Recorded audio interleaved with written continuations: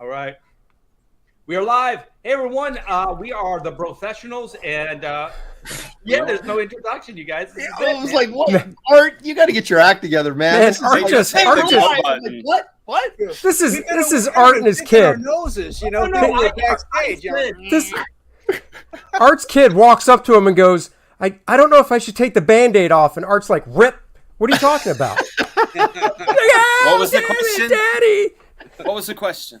This is old school, like streaming. That's how we did it, man. We just go live, man. So sink or swim. You guys We are. What's up, chat? What's up, chat? You guys are in the deep end. All right. Well, this is the Professionals. It is Tuesday night. We're still waiting for Billy Tucci. Billiam. I usually get the Billiam? claim of being William Tucciarelli. William Tucciarelli, I love that. Well, we got Andy Firstman Smith. We have Aaron Lepresti, who apparently has his book done and is preparing to ship out, or you are shipping out. No. I'm still waiting to get back from the printer, but it's at the printer. Okay. And then we have Frega Boom, who's got his Black Flag book, which is going to look so sweet. Billy's in the back, guys. How do you know that? I'm Did he looking at private private chat? Chat. Yes. Oh, I just saw. he's been here for 3 minutes. Well, Billy, it's Art, so what do you expect? Oh, Art, learn the technological advances of the 21st Billy century. Tucciaroni. I should change my name to Tucciaroni. Tucciaroni, the San William Francisco treat. Tucciaroni. There you go. Okay, so since Billy's here, so this is Billy the Teen Sensation Tucci, the creator of She, and he is now going to do some professionaling with us. And of course, Graham Nolan, last but never least, Graham Nolan. What are you working? You guys got a new book coming out. Have you announced it yet, or is this? Giant Size Two-Fisted Manly Tails?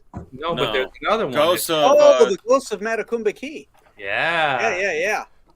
Say the that big with a news- mouthful of crackers. The big news last night was that the Giant Size Two-Fisted Manly Tails has been upgraded for all backers to hardcover. Yeah. Graham is going hard. He's I'm going hard. Thank I you. had a Big hard and on hard. hardcovers. Big and hard. With two-fisted hardness. You guys. I got a juicy in my pants just when he announced it. Oh, behave. I'm sorry, a what? A juicy. Andy's got a juicy. Look at Aaron. Poor bastard. It's not your channel, buddy. No cannonball for me. My gosh. You can't do anything back where's there. my language alert button? That ain't the worst of it. I got a little Billy in my hand right now. Oh, dang. Hey, Hey, Billy, when you come down, I tell you what, I'll let you hold my little Andy if I can hold your little Billy. Yeah, but unfortunately for me, my little Billy's bigger than your little Andy. It's true. hey, Aaron. You son of a... While we're keeping this You nice got and this. You got while the we're keeping this nice and tight for Art, what are you drinking out of? Is that a bottle of ketchup? What, this? Yes. Oh, okay. There it is. Okay. I thought you were drinking Cornhuskers, baby, ketchup. I Nebraska. was like, what the fuck, man? There's little I gotta Andy and go then back there's for a little minute. Billy. I'm But gonna go I back. got Godzilla in my pants. Oh my Oh. God. I'm glad this isn't my show because this show can only end in tears. Off the rails. That's right. Dude, you look Yeah? like a kid- you Well, look like I've got a the kid, watcher, and that's all he does is watch. Frag, if you Oh, damn it. Dan, if you What's come that? over, That's kinky. hey, go Well, on. see, I was going to say, Billy, the reason Billy got the one, so this is the 5-inch one. Billy got the 7, I believe. Yeah. And the reason he did it is because I'm taller than him in real life. And he leaned over and he goes, "This is one time I'm going to be taller than you, bitch." And I was like, "Whoa, no need for that." Dang. Billy. It's already Wow. off the rails, man. You're all aggressive, man. Oh, I got Get the your Napoleon show in complex. check, Art. Jeez. Man, run this show like a champ. Ethan would never let it go off the rails. I wonder You if got there's no a control theme of the show. to Look this at show it. tonight. We got Aaron Lepresti in profile right now. Yeah, go back in profile. There you go. Look at that. Look at that. You think Barrymore ain't got nothing on that man? Look at that. That's right. Is it Alfred Hitchcock or is it Aaron Lepresti? Oh, Yeah. the distinguished. Well, we got a chat. We got a chat full here. So we got Vaughn in the house. We got Howell in the house. We got the Angry Gamer. We have Citizen Ronan. We have the Canuck. And Canuck. And we got your mom. Oh, damn! It is just getting Scary thing it's is that- hardcore tonight. The weird thing is that Art's mom liked an Instagram post of mine from like 2 years ago today. What's up with that? I wish. Talking, I wish man. She went through your timeline. Yeah, what's up with that? She came back from the She's dead. looking for to life. swimsuit Oh shots. no, your mom passed away. I'm sorry. She's like, Oh. there goes Tucci. Smashed my head, self in the head with the bell.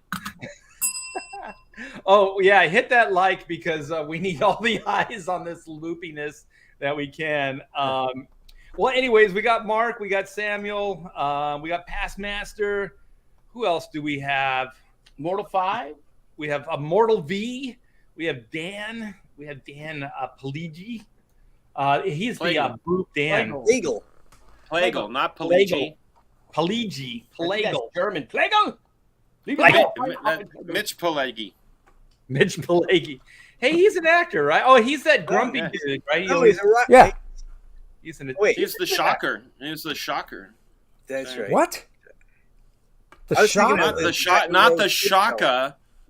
The shocker in the Nice. movie Like that that. Peter Berg was in. The Is the shocker the two in the and then one That's- in Isn't this the shocker?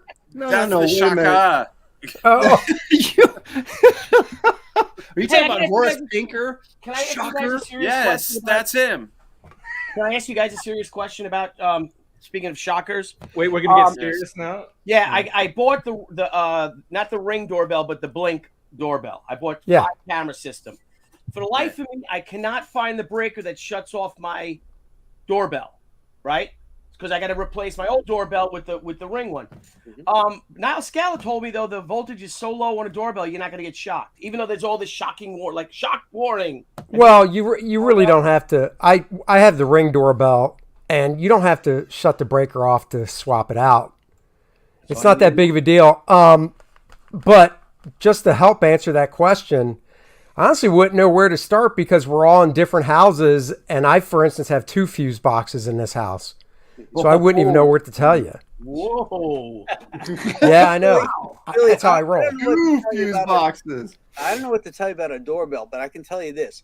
When you're working on your air conditioner, it's a 220 line. Do not touch it with your screwdriver. No. Oh no! Did you? I might have. Oh! Oh my God. He Is that doesn't what happened to remember. your hair? I had hair before I touched it. And also, Always Billy, don't take your car keys and stick it into the light socket. Okay, Don't do that what about either. a fork. Okay, probably not. Okay. All right. So I hope everybody in the chat's writing all this stuff down because this is valuable information. Yep. All right. Thank you so much, Randy Howell. I can't believe that we actually got $2 for this madness, but thank you. A hardcover works great for a two-fisted swing. Swing. All right. So topic. Let's get into the topic. Okay. So we are going to show unpublished works. So most of us have been around long enough, and we have I guess disappointments, things that we've worked our asses off, got paid hopefully, but have never seen print. And the one I'm really looking forward to is Dan Frega's Superman. Super. Whoa! Look at that. That doesn't hurt anybody dog's else's feelings, attacking. by the way. The dog is attacking. Look at it. He's just ready to bite his face off. It's the Hound of. Baskerville. Yeah, but I'm trying to figure out T-Bear into Baskervilles. You got He's to the Bearville. Bastardville. Yeah. Well, we do call him Poochifer. Hey, Poochifer, get down. I know you're in lovey mode, but go away. Go bug your mom. It all starts with love and kisses. Yeah, Christopher, you can hump my leg after the stream. Here. Yeah. And then Everything it's that it ends with Red Rocket. yeah, as soon as there's bloodshed. Oh shit! I just Here thought- comes the lipstick. That's what my wife calls it. All right. Well, I'm gonna go with Andy so I can get this dog under control. So, Andy, what do you have to share with us? Okay, so first question I have is because, like, Dan has that full issue of Superman, and I've got almost a full issue of this TMX job I was doing. Am I just picking specific pages from it, or are we just going to buzz through it like here it is? Like, because I say either or, right? I mean, I've got stories too that I'm going to show you several pages from, but I'm not All going to spend an hour on each one. Yeah. no, I wasn't either. All right, hold on. Let me grab it. Story. Yeah. Like why it wasn't published. Maybe. Yeah. what the initial job was, you know. All right. I'll start with I'll share my screen and tell the story. The story of woe. Whoa. Oh, wait, don't share that yet because that looks bad. He blew a fuse. You got to turn off the circuit. I know, right? I don't know why it does that every now and then. There it goes. All right. So in 1997, I don't even think I was living in Florida yet. I was hired to do a 48-page Team X job for Marvel, which, you know, Team X is Sabretooth, Maverick, Wolverine, and Iceman. Nah, yeah. Yeah, Right? It should be, because I can't remember his name. It's the dude, it's this black guy with a Red? cowboy hat. Oh, the Texas tornado? No. That would have been General cool. GW Bridge. That could be it. That could be it. Yeah, I think you're right. So anyhow, this was page one. It was written by actually guy I went to the Kubert School with, Jorge Gonzalez, and I think he wrote the book Maverick at the time, and it was plot style, so that was cool. So I could figure out panel breakdowns and stuff since it wasn't full script. Let's see. I was bummed that it didn't get to see print because I was really trying to put a lot of work into this stuff. This is a 2-page spread. Oh, dude, that's A awesome. cool, a lot of energy in this, man. Wow. Thanks. Sabretooth, look at that, man. It got partially inked. I want to say the inker was Vince Russell. Vince Russell is a mental case, man. I tried to get that guy work at DC Comics, and he ended up screwing me over, man. That guy is a wackadoo. Well, Art, you know you Really? can't trust inkers. You just can't. You just can't. Oh, They're a bunch of horrible backstabbers. Man, that's a great shot, man. That Yeah. top Oh my panel. gosh. Yeah, that's a great panel. So What year was this, Andy? this was like 97. This was in Marvel, was really hep for hep. I sound like a cool kid. No, this was in Marvel, was really big on, Joe Mad, Mike Rowingo, the more cartoony stuff. Mm-hmm. So this was like the second job I did that was, they actually asked me, they said, hey, we want to give you work, but could you do more of a cartoony type style? Dude, And I was like, yeah. I this like the reminds me of spot, Andy. Golden. It's got like a Michael Yeah. Golden vibe to it. It's Yeah, really exactly. cool. I thought the same thing. Yeah. Well, wait, there's one page you'll see that has more Wolverine on it. Strong, too. Let me Oh, see. geez, compared to my. This looks beautiful. So what happened, Andy? Yeah, why'd you get worse? What's going on, man? I got. You want to know? You actually, Aaron. So two things. One, the first job I did in this cartoony style, Art inked. It was the Strong Guy Reborn. Oh. So Art and I did it. We worked on that together. Art, you might not remember. It was about 25 years ago. Is that the one with the Jeff Masuda cover? No, I did the cover, and it's Strong Guy sitting in a baby stroller with lots of toys around him on the cover. Okay. And it's set in the title Strong Guy Reborn. So they dug it. So I did another Strong Guy job. Huh? One guy was Deadpool before Deadpool. Yeah. So then what happened, Aaron, you're like, what happened or whatever. Hold on. I'm trying to find this one specific I page. think what he said is, Oh, here you go. So Aaron's like, what happened? The funny thing is, when I went to CrossGen, Mark and Leslie was having none of this. He's like, I don't want that style. I can't stand it. Oh, really? If you want What? if you want a pencil here, you got to go back to what you did before. So that's when at CrossGen, I kind of slowly, like if you look at the first couple things I did at CrossGen, it was kind of like this, but it slowly moved back to what I'm doing now because Dude, it was the only way I could. You should do this on your next project just to shake things up. I Dude, agree. I dig this. Cool. I It's dig this a bold. lot. It's bold. It's exciting. It's animated. yeah, and the layouts are completely different. Like I wouldn't know this was you doing the work. Art, you inked that Strong Guy job over me. For what? Like 30 years ago? 30. I know, but this was like literally like maybe a few months later. Well, look, at 30 years ago, Art was still like, what, 75? So his memory is still like, It's a little foggy. Yeah, come on now. Yeah. Cut Grandpa some slack. But no, I did, like I said, I liked working with the plot because as you guys know with the plot, it's totally up to you, panel layout, all that stuff. And like, I think as artists, we all have specific panels that we might like, but other people might be like, I don't see the big deal. And like on this page, my favorite panel is this first one where he's tackling this guy off the bike, but it's cropped out and stuff, and the tilt of the bike and just little stuff. Oh, I thought that. What did you like about the style? Like, is it kind of? It's kind of like. You talking about the cross-gen guy, Mark Alessi? Yeah. What did he say? Like, what kind of style is that? Is it? It was just like it a was screen style or something because it looks. no, it was just too cartoony for him, like that expression on Wolverine. He can, stuff like I that. think it looks great. This looks fantastic. So what did he like? Like, which artist did he like, Mark Alessi? Well, I mean, look at the people that work there. Okay. And this isn't a slam on anybody because I loved all the artists that were there, but Steve Epting, Greg Land, Bart, Aaron. So I mean, I did switch up, and when I was penciling there, I just got more. I got back to more of sort of just what I do now, which is what I did before I switched over to kind of doing this. Did this style feel more natural for you? Because there's a naturalness to this stuff I really dig it, dude.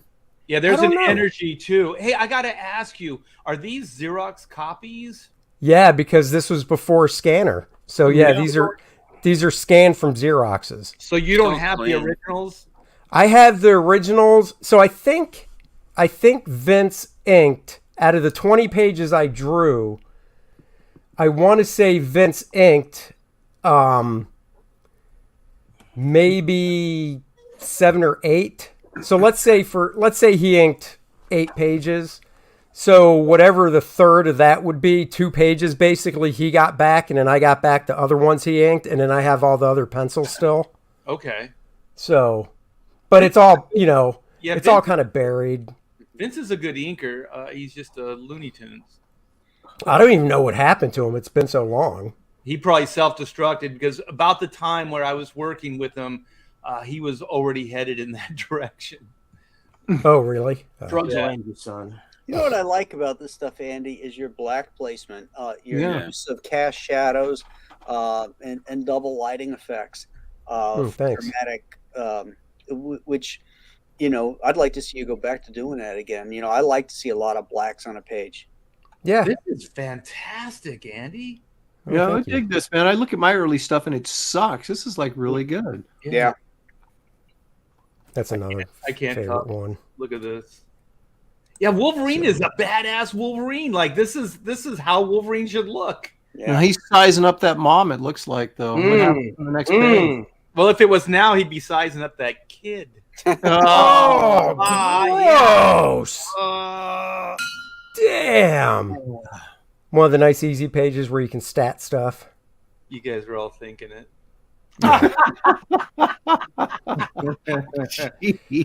Hold on. I've only got a couple left. I just want to see. I have not looked at this stuff since forever. I just look at the guns on. Is that Sabretooth? Yeah, it's Sabretooth. Yeah, look at the guns on him, man. The shoulder. That tiny waist.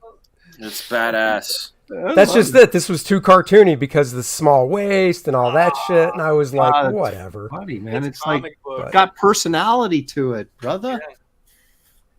Yeah. So why wasn't this published again? I don't remember. I just got a phone call when I was working on page 20. Hopefully this page it's taking forever. I got a phone call working on page 20 and was told, they're canning it because it was a Team X one shot. And I think they might have been thinking about doing it as an X-Men Unlimited because the second Strong Guy issue I did was supposed to be Strong Guy number 2, but they changed that and turned that into an X-Men Unlimited as well.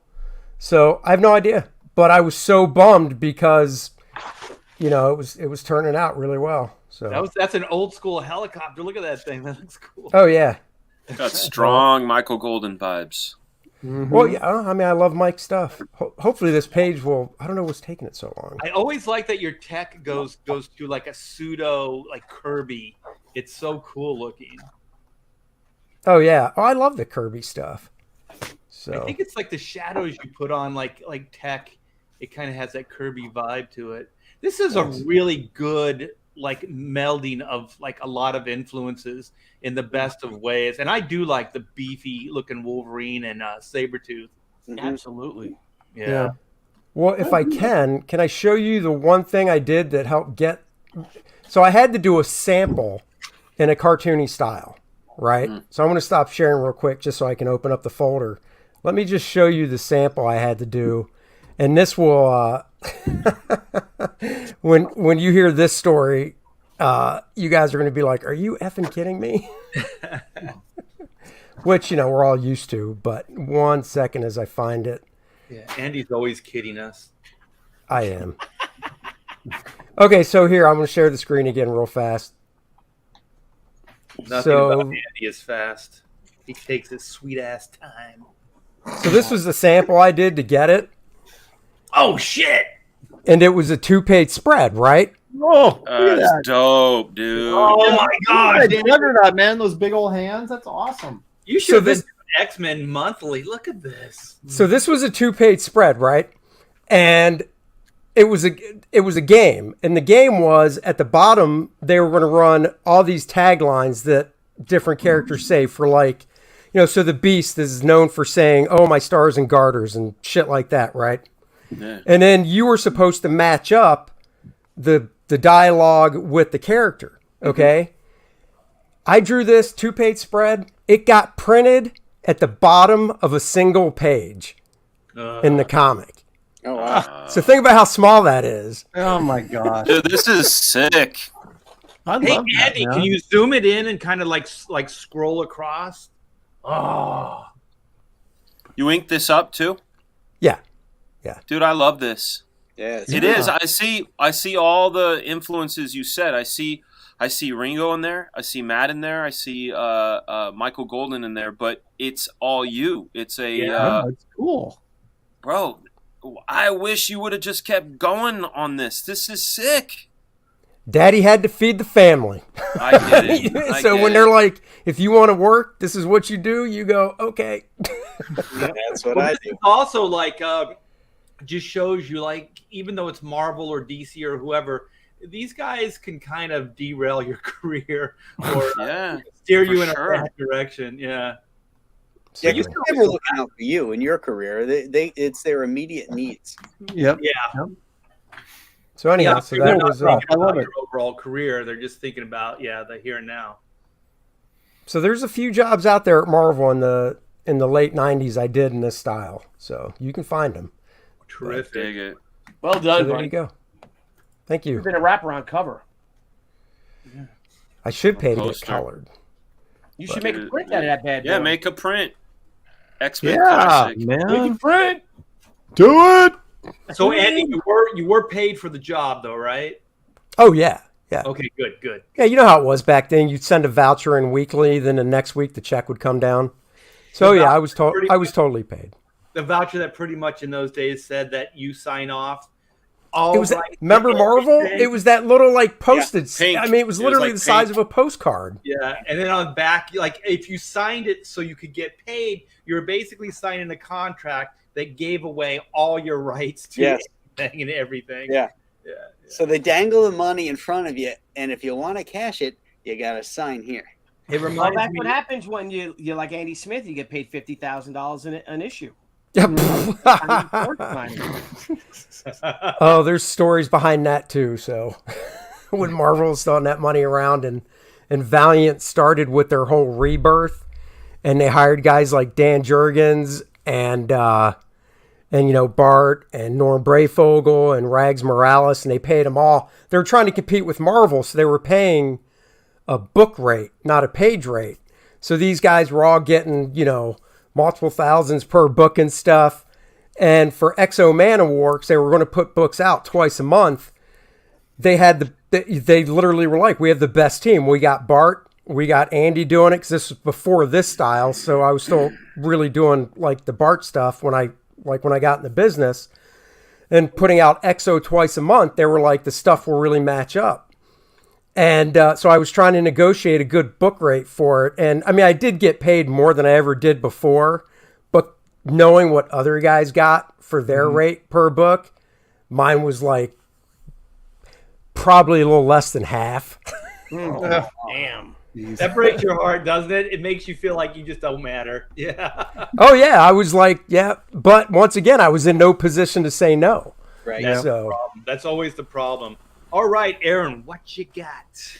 Well, gentlemen, get your Frazetta glasses on. Yes. When I was in Studiosaurus back in the '90s, the super studio here in Portland, Oregon, featuring many talented super studio. I was always pushing guys. This is why I'm perfect for CG, because I was always pushing, even in the early in my career, to do self-publishing and do our own characters and stuff. And so we were going to do this thing through Image, which eventually I did. But my first thing was this dinosaur book, and I wanted to kind of get my Frazetta on. This is called Primal Zone, and here's a double pager, baby. Oh my God! Holy shit! You talk about golden. Look at that T-Rex, man. The way you spotted the blacks on that, damn. Aaron was hungry back then. Look at that. Oh. Yeah, so and I got the cave girl there on the back of this guy's like sort of retro flyer thing he has. And so I was doing my best to I wanted to kind of have a Frazetta feel to it, obviously, because I was doing this kind of jungle adventure dinosaur thing. So there's that. So that was. I don't get any Frazetta out of that. What's I don't get any Frazetta out of that. I got a little Paul Neary. Is that his name? No, that's the inker. Oh no! Just wait. So this is like an 8-page story, right? So, look, I did my own. Sound effect. Sound effect right there. That is gorgeous, bro. Yeah, that's nice. Nice figure work. Dude, I love that T-Rex and just the girl. You can cut that guy out and make that a Yeah, so you get rid of the guy. Seriously. Why was this not printed? Well, because after I got it done, I had a long conversation with everybody in the studio, and they were like, "Dude, no one's going to buy a dinosaur comic." Are you serious? So you ixnayed it yourself? Yeah, and I went with Power, and I went with Power Cubed instead, which I felt had more commercial appeal to it. I want to know who the idiots in the studio were that suggested that. I want names, Aaron. Everybody. Are they really supporting you? Matt Haley, Terry Dodson, Carl Kiesel. You know why they said that? They didn't want you to overshadow. Yeah, sabotaging you, bro. Yeah, that was a bad move. Look at all those little EC machineries in there. And I was going to say that's like a Wally Wood panel. Yeah. So really good. So then, so that dinosaur gets lasered, and so he crashes down on the ground. They jump out of the way here, right? I love this figure down here on the bottom. This chick right here in the face turned out really well. Who doesn't? All fours. You like that all fours action? Actually, the face I was talking about, but it did turn out good. You like it so much that the butt is like breaking the panel. Look at that. Oh yeah, I could not cut her butt off. There's no way. You can't. Right. So then the funny thing is, on this next page, see this guy. He's like this mercenary in this other, Nice. How many pages of this did you get done? 8. And how many was it supposed to be? Just 22 or no, a mini series? 8. We were going to do an anthology thing. We ended up doing single issues on our own, and most people didn't end up contributing. I finished mine. Like I said, I did Power Cubed. I think Ron Randall did Trekker. So this will be a stretch goal in your next campaign. Exactly. Well, no, this is one of the titles I want to revisit at some point. But anyway, so I took this robot from this story and put it in Power Cube, so he's now no longer a part of the Primal Zone thing. But you can see kind of the Frazetta lighting on this face right here. Yeah. I see Paul Galassi. You're high. Galassi's way slicker than me. There's some Alan Davis. I see Alan Davis. Well, it could be Alan Davis. I was a big Alan Davis fan, but I was trying to get some Frazetta vibe out of how I was placing the shadows and stuff. No, that's the best part about like our early days is you can see the influences. Hey, girl. Wow. Yeah. She's got some. I see some golden in her. You always there's more skin showing on that one figure than all of Wraith of God. I know. Whole Wraith of God. Well, come on, she's in the jungle, man. It's not the Old West. You can't dress like that in the Old West, but you can dress like this in the jungle. Oh, come on, Aaron. In my Jungle Book, they're running around naked. Okay. There you go. It's buddy. true. So anyway, It's true. then the climactic scene. Look at that old witch there from. Oh yeah. Solid. Oh, that is. so this dude is You like can the guy see, who's you can ruling see your over- love for EC stuff. Oh yeah. For sure. I'm getting a Mark Schultz vibe. See, look at that. There's all kinds of vibes in this thing. Mm-hmm. But yeah, so this is another book I want to do at some point. But anyway, so yeah, I said this whole 8-page thing, and then we're like looking at it, going, you know how you start second guessing yourself, and you start talking yourself out of crap, and you're just like, no one's going to buy a dinosaur book. I got to, because this was in the 90s, right? No, so I no, was you like, didn't talk yourself out of it. Your studio mates talked. Yeah. well, yeah, but I agreed with them after, and then I did Power Cubed, which turned into a trade paperback at some point down the line. So I'll get to it eventually. Well, Thank you. I think you might have some backers here. So there's some people are fans of that 8 pages there, Aaron. Well, it's all part of the expanding Lopresti-verse. So if Joe Biden's America doesn't destroy our economy so bad that no one can buy a comic anymore, there's more coming. Hey, dude, he was yelling at us today from Pennsylvania about how good everything is. So you just need to buck up and listen. Right, you He's better sick shut and up. tired of Everything's hearing great. Negativity. Yeah. He's like this grumpy old man who gets pissed off every time nothing works out for him, and he then just yells at us for it. It's like It's the only time he becomes cogent. Is I think he just pooped his pants on You stage. notice that? It's like he can actually get a clear thought out, but because it's generated by anger. But if he's talking, the guy's like a mumble mouth, and he loses his focus. I mean, he's just a train wreck. I think his new nickname should be Mumblebee. Like Mumblebee. Mumblebee. He's a Dick Tracy villain. Mumble. Yeah. Well, before we go to Billy, let's General Piggy. Thank you so much for the $4.99 super chat. We got professional supporters here. The bathing suit piece in CG Vacation for Esther is banging, as the kids would say. I saw part of that. that's not Esther. That's a barroom girl, because Esther would never show her. Ever. No, not. That's a nice looking. Not to a broad audience, she wouldn't. Only to the right guy. So. That's a nice looking piece, though, Aaron. Yes, indeedy do. I gotta ink that sucker. It's just sitting over there. What do you have for us, Billy? Wait a minute. All right, I have have to go.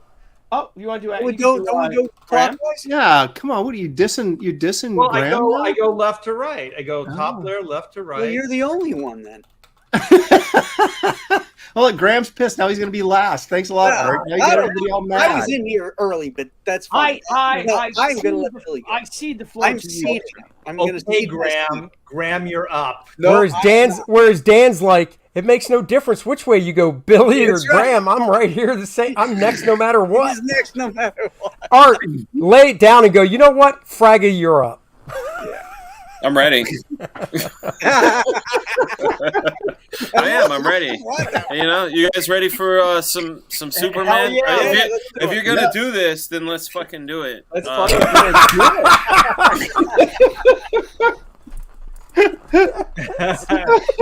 Take that, Graham Nolan. Do it. Where are the? Oh, there it is. Is this it here? So I can click on it. That's my Superman. All right, let's do it. Okay, this is an unpublished Superman. I have a blog. It's an old blog. The last time I put anything on it was 9 years ago. So I'll give you an update on this, but I'll read this to you. Back in 2003, I was hired by DC Comics to do an issue of Superman. I was ecstatic, to say the least. This is my first time working on a DC hero. I wanted to make it extra special. Below are the pencils the first 11 pages, then the layouts for pages 14 through 22. I would love to show you the pencils for the rest of the book, though frankly speaking, I'm lucky to have scans of any of these pages because DC lost all of the originals. Yes, you read it right. Not one or a few of the pages, all of them.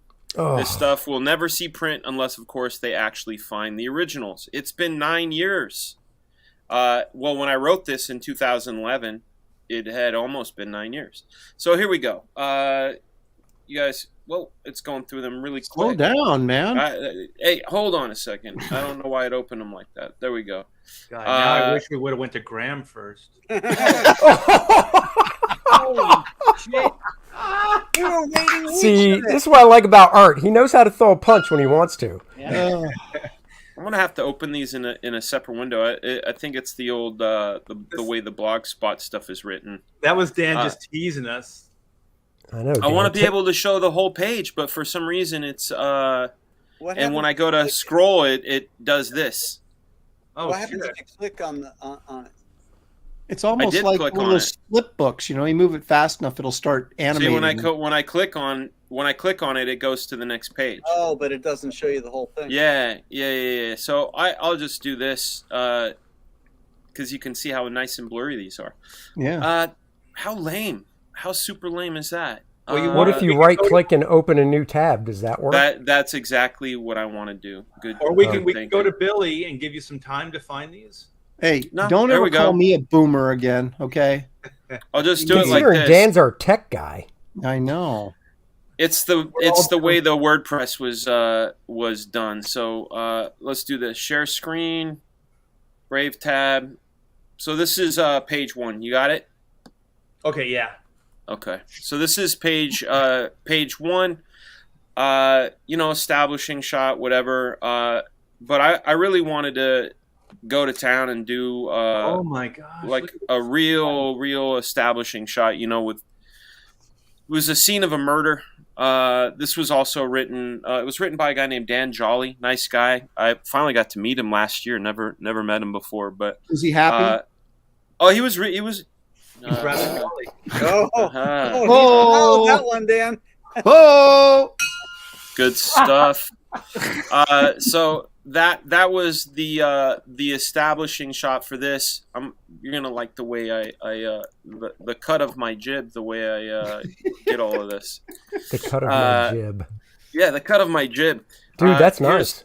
Here's page 2. You got Superman coming in, arriving. I drew this in the end of 2002, beginning of 2003. Now, how old were you when you did this? 29.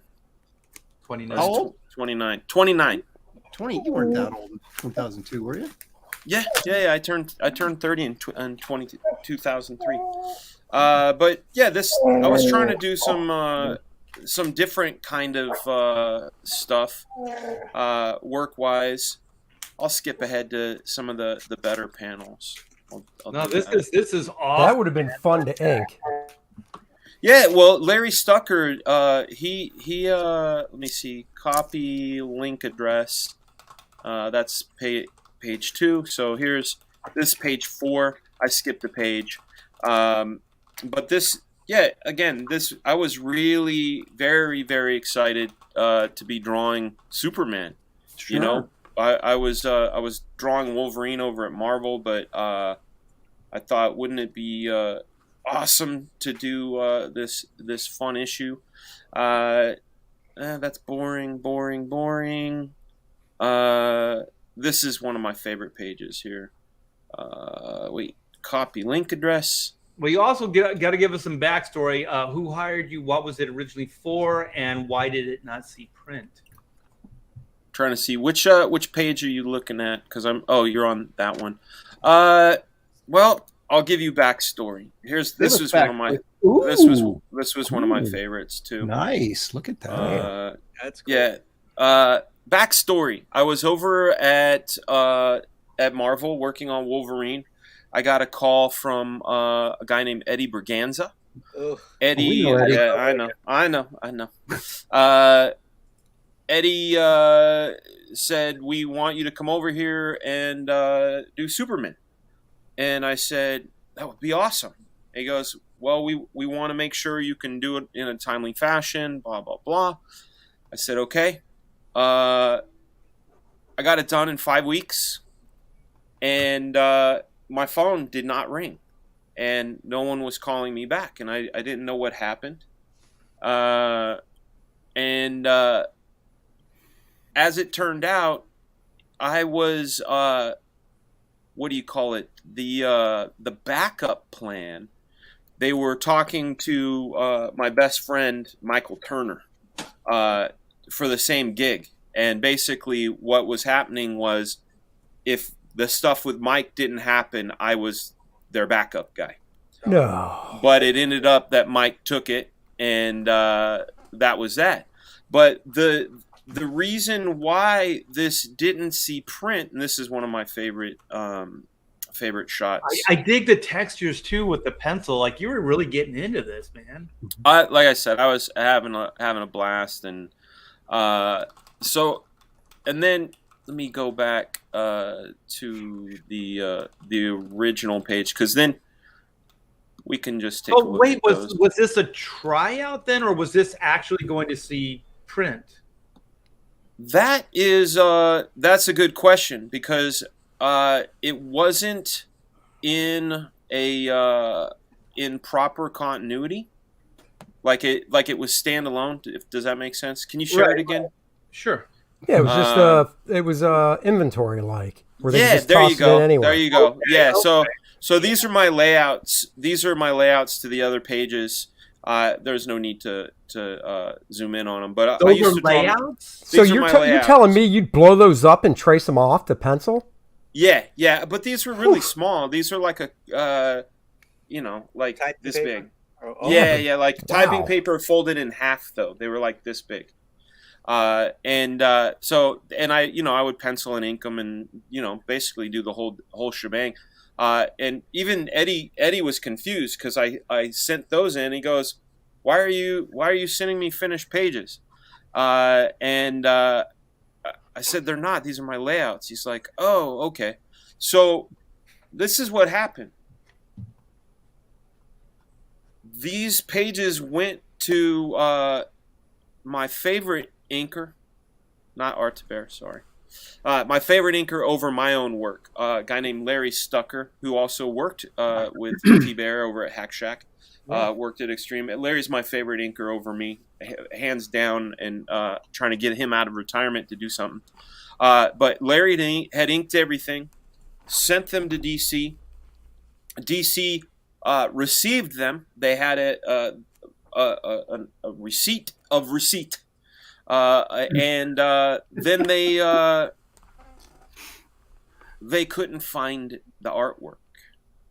It just vanished. And because I called up my assistant editor, Tom Palmer Jr., and I said, hey, man, when's our book going to see print? He said it was on the schedule, so it was an inventory that ended up getting on the schedule, but then they couldn't find it. So then they had to take it off the schedule, and I said, well, how do you lose an entire issue of a comic? Yeah, it's a good question. It's a good question. So I had systematically every 6 months started bothering DC. First, it was sending emails to Tom Palmer Jr. and Eddie. Then I was sending emails to Dan DiDio saying, how could you guys lose an entire issue of something? Like, that's nuts. At a certain point, I think after about 10 years, I said, fuck it, this is ridiculous. It's 2013. They lost these pages from 2003. And up until that point, that was the last comic I ever drew. I quit comics right after that and went into storyboards. I was like, I did the work of, at the time, I did the work of my life. They lost it. I'm out of here. Like, I was so upset. Did they pay you for the lost pages, though? Oh, yeah, I got paid. I didn't get paid for the returned artwork, but I got paid for the job, yes. Yes, but normally if they lose the artwork, because the artwork's yours. Right. Yeah. So if they lose the physical artwork, they got to pay you for that, too. Well, I was never paid for that. But check this out. Fast forward to 2016. I get a package at my house, and it's the pages. And I'm like, what the actual hell? Like, how is this? Sorry, Mortal V hit me. I said, what the hell? Like, how are these pages here? And I called DC, and they were moving. They were moving from New York to Burbank, and they found an entire FedEx box full of my issue had fallen behind a filing cabinet. Oh. And that's all that happened. Someone had set it down, probably bumped it, fell back. Where'd it go? I put it right here. Where is it? Yeah, 13 years. The artwork was missing. Well, at least you got it Do you back. have it now? Do you have the originals now, or? No, I got rid of all of them. Oh, you sold them? I sold all of them. I gave Larry his share, and then I got rid of everything else. So the whole book was inked as well? Oh, yeah. Yeah. Wow. Yeah. And they couldn't, like, it because of the fact that 13 years had gone by. He's not the new 52. It was a 2003 Superman. He didn't have all the lines and like the Jim Lee redesigns or anything like that. So once Larry finished the book, you sent the entire book at one time? Yeah. Oh my God. Yeah, and he sent the whole book to them. Now, the only time something like that ever happened was it was a Kubert Ultimate X-Men. I think it was issue 1, and the first 3 pages got lost. And I learned early on to make really good Xerox, 11 by 17. And remember in the day, like Xerox machines were pretty badass, man. They made really good. They were super great. I have stacks of old Extreme pencils. I have photocopies of Wils's pencils of his X-Men covers and photocopies of your inks. Sweet. Yeah, I think I have some of those too. Yeah, because we used to make Xeroxes off other people's Xeroxes, man. Yeah. I got boxes full of Xeroxes before I got a scanner, just because I always saved Xerox every single page I ever did. But it was like I got boxes of that crap. So do I. I've got photocopies before scanning from every job I did in tubs back there. Yeah, me too. I finally started shrinking them down and putting them in like a little binder. So I have binders full of every job I ever did now. But do you have binders full of women like Mitt Romney did? No. Yeah, when I moved the studio to my house, I didn't want to haul all that stuff, so I actually threw it away. Oh my God! You make me ill, Art. You make me ill. Wow. I could never do that. It's like I know history is gone. See, all Art cares about is the money. He doesn't care about the art. He just cares about the money. I live in the now, man. It's all right. Okay, well, we're gonna leave this up to the chat. So who goes next, Billy or Graham Nolan? All right. I don't know. I think you should pick a number between 1 and 10 and have them see who gets closer. I think you should break a pencil in half and have them shank it out. Let Billy go. I gotta pee. Okay. That's easy enough to figure out. There you go. Old age creeping up on Graham. Gotta run to the bathroom. Hey man, I just drank this gigantic thing of water. Okay. Yeah, if anybody, side note, if anybody wants to see those unpublished pages and go through them themselves, I had a blog way back when, fregaboom.blogspot.com. Tons of storyboards and comic book pages on there. I haven't updated it in, almost 10 years. It's still up? It's still active? It's still up, yeah. Pardon me. All right. What do you got, Teen Sensation? All right. So I got, so the reason why I'm going to put something here that was never published. It's one of my first submissions I ever did to try to get into comics. And there's a reason why it was never submitted, because it was fucking horrible. Really bad. But I'm not You're going to show it. I can show my really shitty art. So if you want to share it, Art. Well, I got some crappy stuff. Oh, why are you showing this? This is terrible. Why not? What are you talking about? I'm kidding. Come on. That's beautiful. It's That majestic. horse. That's cool, man. All right. So what it is? So if you look here, it's on it's 93. blue line paper 111.93, and I got it better. I really. So let's give it a shot. So it's basically, I was drawing Bloodstrike 1 at this time, Billy. Yeah, I was drawing Betty Boop T-shirts and shit like that. So.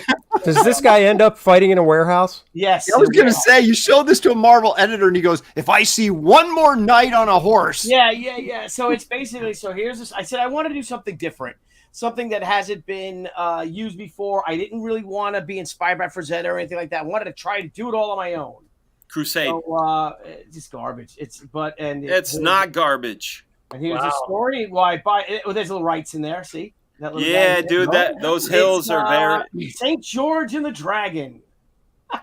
Oh, you did all the lettering and everything too. That's amazing. There's my old phone number down there, so it's just so bad, dude. Well, wait a minute. If I call that number, who do I get now? I don't know. Probably old Miss McGillicuddy. I wouldn't. Jenny. So I said, let's do a story of St. George and the Dragon. Why not? Oh, you did the whole story? It's only 8 pages. Oh, cool. But I did an 8-page story. I'm like, oh, let's do something different, you know? So you see a bunch of that chick from Aaron. I don't know what the hell. And I was this is the next day, so I was doing stuff every day. And then you look at this. This is terrible. My God. Oh, jeez. I still draw my hands like that too. Not as bad, but I like that pose. That's a dancer's pose. So all of a sudden, so here's this smoking hot babe who's showing a little leg here, and her boobs falling out.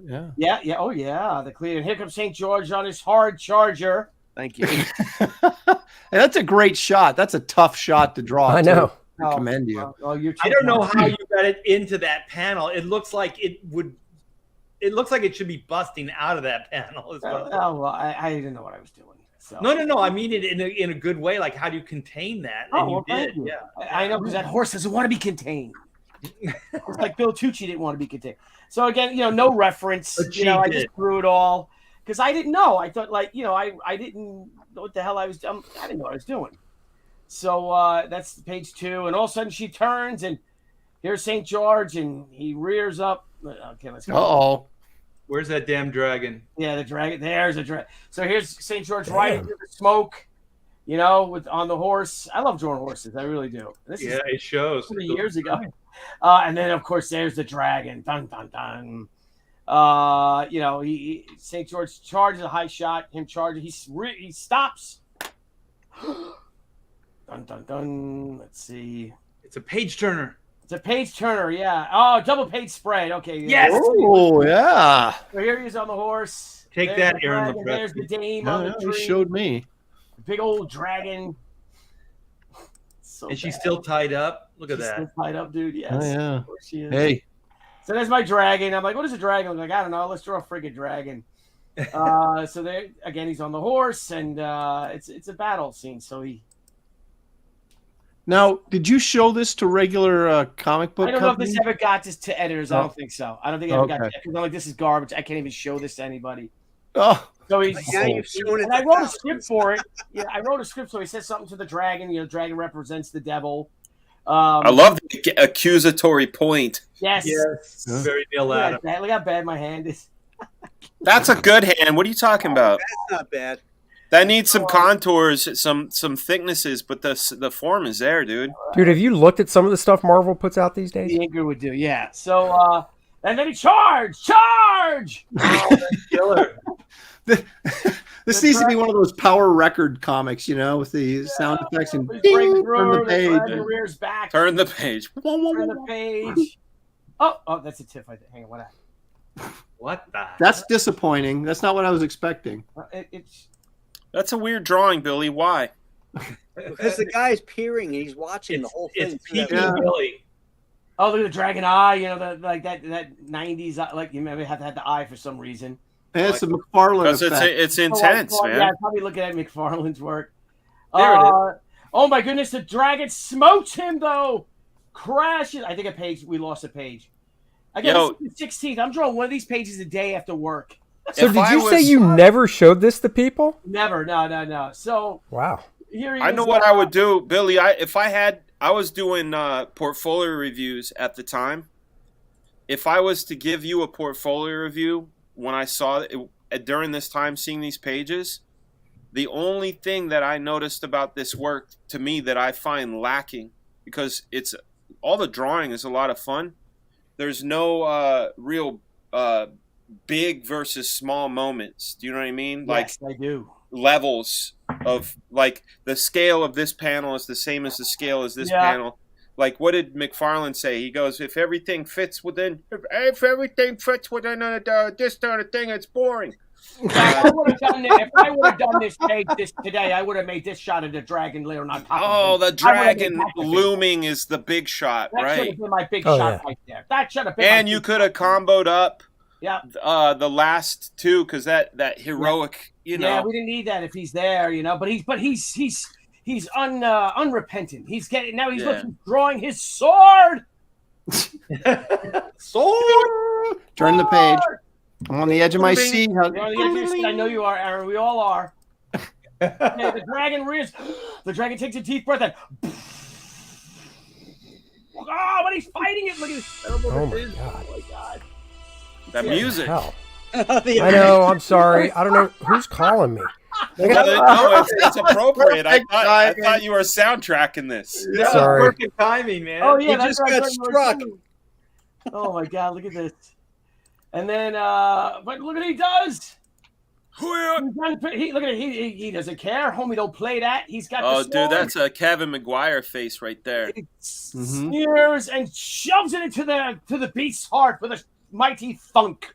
Shoves it in hard. The dragon rears back, screaming in pain, flames bursting out. Look, notice the sword. Look at the sword symbol. Oh, it's a crucifix. Our man falls back. St. George falls back. Ooh, I love that second panel. Yep. So now he stands over. So there's the sword is dying, and then of course you see St. George standing over him in victory, if triumphant. The mighty beast, the devil, burns back down to hell, and he turns to her though. But what of the lass whom I forgot? He's not happy. Looks like she. He's She not kind of looks proud like of she this. there a little He's bit. not proud of that kill. But you see the symbolism that, the Lord will prevail, and she's weeping. Okay, I thought you were like doing some sort of burning cross thing. See when I drew this? Yeah, I drew this like every day. I drew one of these pages after. That's fantastic. And then he walks up to her, right? That's great commitment, man. Right, unties her again. Look at carefully where the bosom is underneath the rope is. And she throws her arms into it. He's a little bit taken aback, as you can tell by his hand. He's a religious man. Yes, pious man. And then they both turn, and she says something. And then look, roses have grown out of the thorny onto the scales of the dragon. So it should have made it lilies if it would have been right. And then look, Finney. Was that your pen name? Finney. Yes, I was Billy Finney. But look, I think it's 10 pages, and I did it in 8 days. Yeah. Oh, we got a good one here.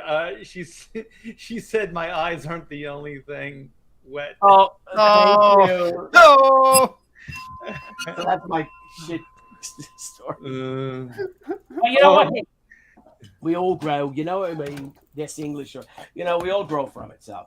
Right, you got to start somewhere, right, boys? That's right. Absolutely. That's right. Well, that was fantastic, and the level of commitment. You work all day, and then you come home and you bang out a page. I mean, that if anybody is listening and go, well, why am I not there yet? The level of commitment, man, you got to invest so many hours before you're even ready for any of this stuff. Yeah, and I was drawing it fast because I John Tartaglione was my mentor, if you will, my best friend's dad, and he's like, well, you got to be fast, Billy, because you're probably going to make $25 a page. So I'm like, oh my god! So I was trying to practice to draw fast as well, and then I finally met some other guys trying to get in, and like, no, dude, man, spend a month on the page, get 4 great pages, and if they ask you, can you draw a page a day, you say yes, even though the page took you a week to do. Just lie to get in. Just get in. Yeah, you fake it until you make it, right? Yeah, exactly. So. Yeah. All right. Well, All right. So, Art, let's see yours. No, I was. Whip it out. Whip it out, Art. Art. Let's go to Art. Let's see your unreleased work. Well, we got to go with Graham. So awkward. Oh, darn. Right. So awkward. Graham. So awkward. I'm going out for a cigar. See, now you hurt his feelings. You can't hurt Graham's feelings. His feelings hurt you. That's right. Graham's feelings hurt you. I'm going to quote that.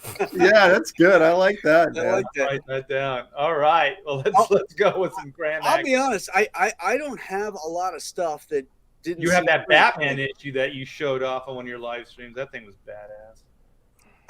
Those are samples. Oh, those are samples. Yeah, those are samples. Yeah. I did a couple inventory stories, but they eventually got printed. Okay. Like the first thing I did from Marvel was a Transformers inventory, and then like 3 months later, it got printed. But I did do a project with Jim Aparo, and it was something. This was going to be, I think, an inventory thing too that they were just giving Jim to work on, and it's from a Chuck Dixon script, and it was a Joker thing, and it was called The Demon Laughs, and it was three or four issues, I think, that never saw print, and then I think my editor was it was either Scott Peterson or Darren Vincenzo, and then when those guys left. Andy Helfer took over some, I think it was the Legends of the Dark Knight, and he decided to print the story, but he wanted it inked by somebody else. Larry so when I inked it, my idea going into it was, there's Jim at the end of his career, and I wanted to elevate the stuff back to his 70s look. So I did finishes on it, and I tried to imitate that style of ink that Jim had, and I did I did do a little redrawing in places because some of the stuff was a little wonky, just to bring it back. And I've got some pages of the guy who inked it after me, and I've got my stuff, and you guys can decide which you think. All right, good. All right. So. These are Xeroxes. I have some originals as well, but some of the cooler pages are actually here in the Xeroxes. So, oh, cool. There's a sweet. And who inked this? Joker Splat. Oh, that's right. This is over Jim Aparo. Yeah. Oh, damn. Yeah, like the background there. That was just kind of like line work. So and the face. I put the shadows on the face and stuff. So are you using a brush here? Yeah, a lot of brush. Wait a minute. If you ink this, how did they re-ink it? I think, the pencil still existed, and I think they just like printed it or blue lined it or something like that. Oh, I see. Okay. Yeah. Yeah. Let me get to some Batman pages so you can see. There's some cool Batman shots here. Oh, this is a cool page. Okay, so you can see the pencils actually on this one. You can see Jim's pencils down here. The submarine. Wow. Submarine. That's got some cool mood. The reason I didn't ink that is because I transferred it onto craft tint and gave it a really, really cool craft tint feel. Nice. Just lifted it up a little instead of adding depth to it and stuff. That's that chemical paper, right? Yeah. Wow. Oh, damn. Look at you going all Roy Crane. Yeah. I wish That's up. I wonder if you can still get that stuff. That'd be fun to play with. You can't. It's toxic. It'll kill you, Art. Yeah, it gives you cancer. Somebody would make a fortune if they could do duo shade and all those old school chem boards, I have a few here. I just don't have the chemicals. They fade though over time though. That's the problem. Oh, Yeah. Under light they'll fade.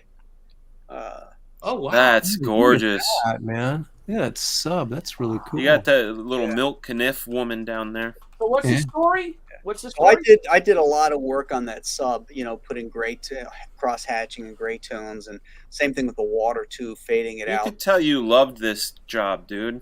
Oh, I did. Because Yeah. Jim was a friend of mine, and I love the guy. Wow, I would have loved to ink Jim Aparo. He is one of my heroes. That is amazing. I'm so jealous. Here's a cool Batman page. Hell yeah. Oh yeah. I inked the Batman pinup he did just for fun last year or 2 years ago. Graham, don't turn it yet. Oh. The light effect that's coming up. Sorry to interrupt you, Andy. I just didn't want him to go leave ahead. this. That glow, is that razor blade? What did you do to get that? Yeah, I razor bladed it. Nice, dangerous. Man, when you see the Batman stuff, like his Batman is Jim Aparo. Like you can't. That's no one else's Batman. Yeah, Oh, yeah. This one, actually, this is the one I was thinking of. This is more like this one I really went to town on. That Batman right there.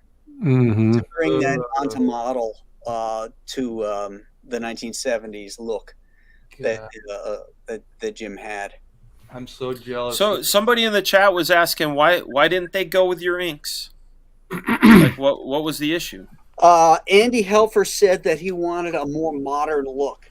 Okay, so well, let me clarify. What year is this? Taskmaster says this looks like Jim Aparo. It is Jim Aparo with Graham Nolan's inks over a Jim for a Batman job. Correct. And this never saw print, or is this the one that saw print later? My inks never saw print. Okay. So basically, all right. This is what the other guy did.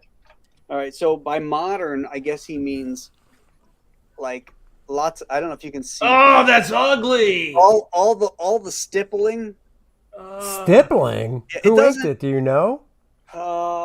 John Cebollero. Oh, John. I know Johnny's a great artist. Well, you could tell that the guy, his ink line is beautiful, but he just didn't understand Aparo. Yeah, there's some heaviness to it that just isn't Jim. Yeah. It became. There's another page here. Listen, DC, in the day around that time, I was begging you to do Batman work. Shit. Here's another one of his pages. Like that mug is kind of. It doesn't look Jim Aparo-y. No. So it was probably the wonkiness of the pencils at that point, and he didn't know how to bring it back to Jim's look. It's kind of like a weird Brian Boland. I know. I was going to say that kind of remind me of Boland, that close up. I don't know why, but it kind of does. Well, sometimes the editors around that time, I think they were kind of having contempt for the older guys. So because I got a few jobs. Oh, no doubt about it. No doubt about it. That they were saying like bury that guy. Like I actually found my Steve Ditko Green Lantern stuff. So I'm going to show that off next. Dude, that stuff was cool. That you inked over Steve? Yeah. This one really looks like Aparo to me. Yeah, with that cross hatching in that second to the last panel. Yeah. Yep, the cross hatching down here, and then the thick, thin lines over here, particularly this area here. Guy's so good. Yeah, so is this you or is this the other guy? What's that? This is me. Yeah. Oh. Yeah. This is back to me. Yeah, because it still looks like Jim. Yeah, because it's a fine line sometimes when you're inking people to like find your style and then to kind of I don't know, be true to the penciler's vision as well. Right. Now this one was a little different because I was doing finishes, but my job was to make it look like prime Jim Aparo as best I could. Oh, so this was a finished assignment. Okay. Yes. Yeah, and I was trying to, I was adding shadows and blacks and cross hatching, and you saw the submarine thing that I did, right? So I was trying to, bring Jim's, look back, because at this point in his career, this was, there's no date on this artwork, so I'm not even sure what year this was. So it had to be somewhere around 2000, late 90s maybe. So his eyes were going, and there's some wonkiness in the figures and faces that had to be brought back, which was evident when you saw the other guy's stuff, because it looked, he was just finishing, he was just putting polish on what was there, as opposed to trying to bring it back. Thank you guys for 100 likes. So if there's anybody in the chat that still hasn't given us a thumbs up, please do so. It does help our algorithms and get some eyes on this show. That's fantastic, Graham. I'm so jealous you got to ink Jim Aparo. I didn't know that. That is. Oh yeah, I've got a piece that I did. It was I guess it was a pinup that I did of his. Where is it? Oh, here there's three guys I always wanted to ink, and I would be nervous as all hell to ink him. And it's John Buscema. It's Jim Aparo and oh my gosh, Gil Kane. Oh, Gil Kane. Yeah. Here we go. Actually, I got to throw John Byrne in there as well. So there's 4 that were on my bucket list. There we go. You can share the screen. Oh man. Yeah, and there's a little post-it note from Jim. Oh yeah. Zoom in on that? Zoom in? Yeah. Yeah, can you? Yep. You kept the post-it. You're a geek. You're a fan. There you go, pal. Enjoy. Great talking to you, Jim. Dude, that's Aparo. awesome. Oh, man. Jim and I used to talk every week. He was a huge Seinfeld fan. And we would talk about Seinfeld every, once a week about that episode, whatever episode was on stuff. And I bought him a shirt that had the Kramer on it. The painting of the Kramer. Oh yeah. He just loved that. Jim liked you, Graham, because you had man hands. He did draw the manliest hands, didn't he? Jim Aparo, he drew two-fisted manly hands. Yeah. If Jim was with us today, I'd have him in my book. That's for sure. Oh shit, that'd be great. Yeah. Man, I'll tell you. I think I'm probably this is my unpublished. I got a few, but here's. Oh, I teased the Aparo stuff. So this was published, but this is. I know I've talked about this a few times, but this is. Ditko. Yeah, Ditko. And it was kind of like Graham, where they said, Mark Waid gave you the job, and he said, kind of try to make it look cooler. Yeah. So, at that point, Ditko's figures became mannequins. You know, they weren't very organic looking at all. The storytelling was there and all of that. It's just that he was drawing these mannequin figures. It was very coloring book-ish to me. It didn't look like comic books. It was just kind of outlines, and the stuff looked very like kid-like, I guess. Mm-hmm. Not very sophisticated. Right. But it's Ditko. You could still see Ditko's layouts and figures and stuff. But the helicopter, look at that job bringing it back. I don't think that's a real helicopter. No. No. How dare you? But it's so I will never sell those pages. No. I was going to say, you said you were going to gift me one. That's not selling. So when's it showing up? I did say I was going to gift you one, didn't I? Yeah. So, I did not. No. Damn it.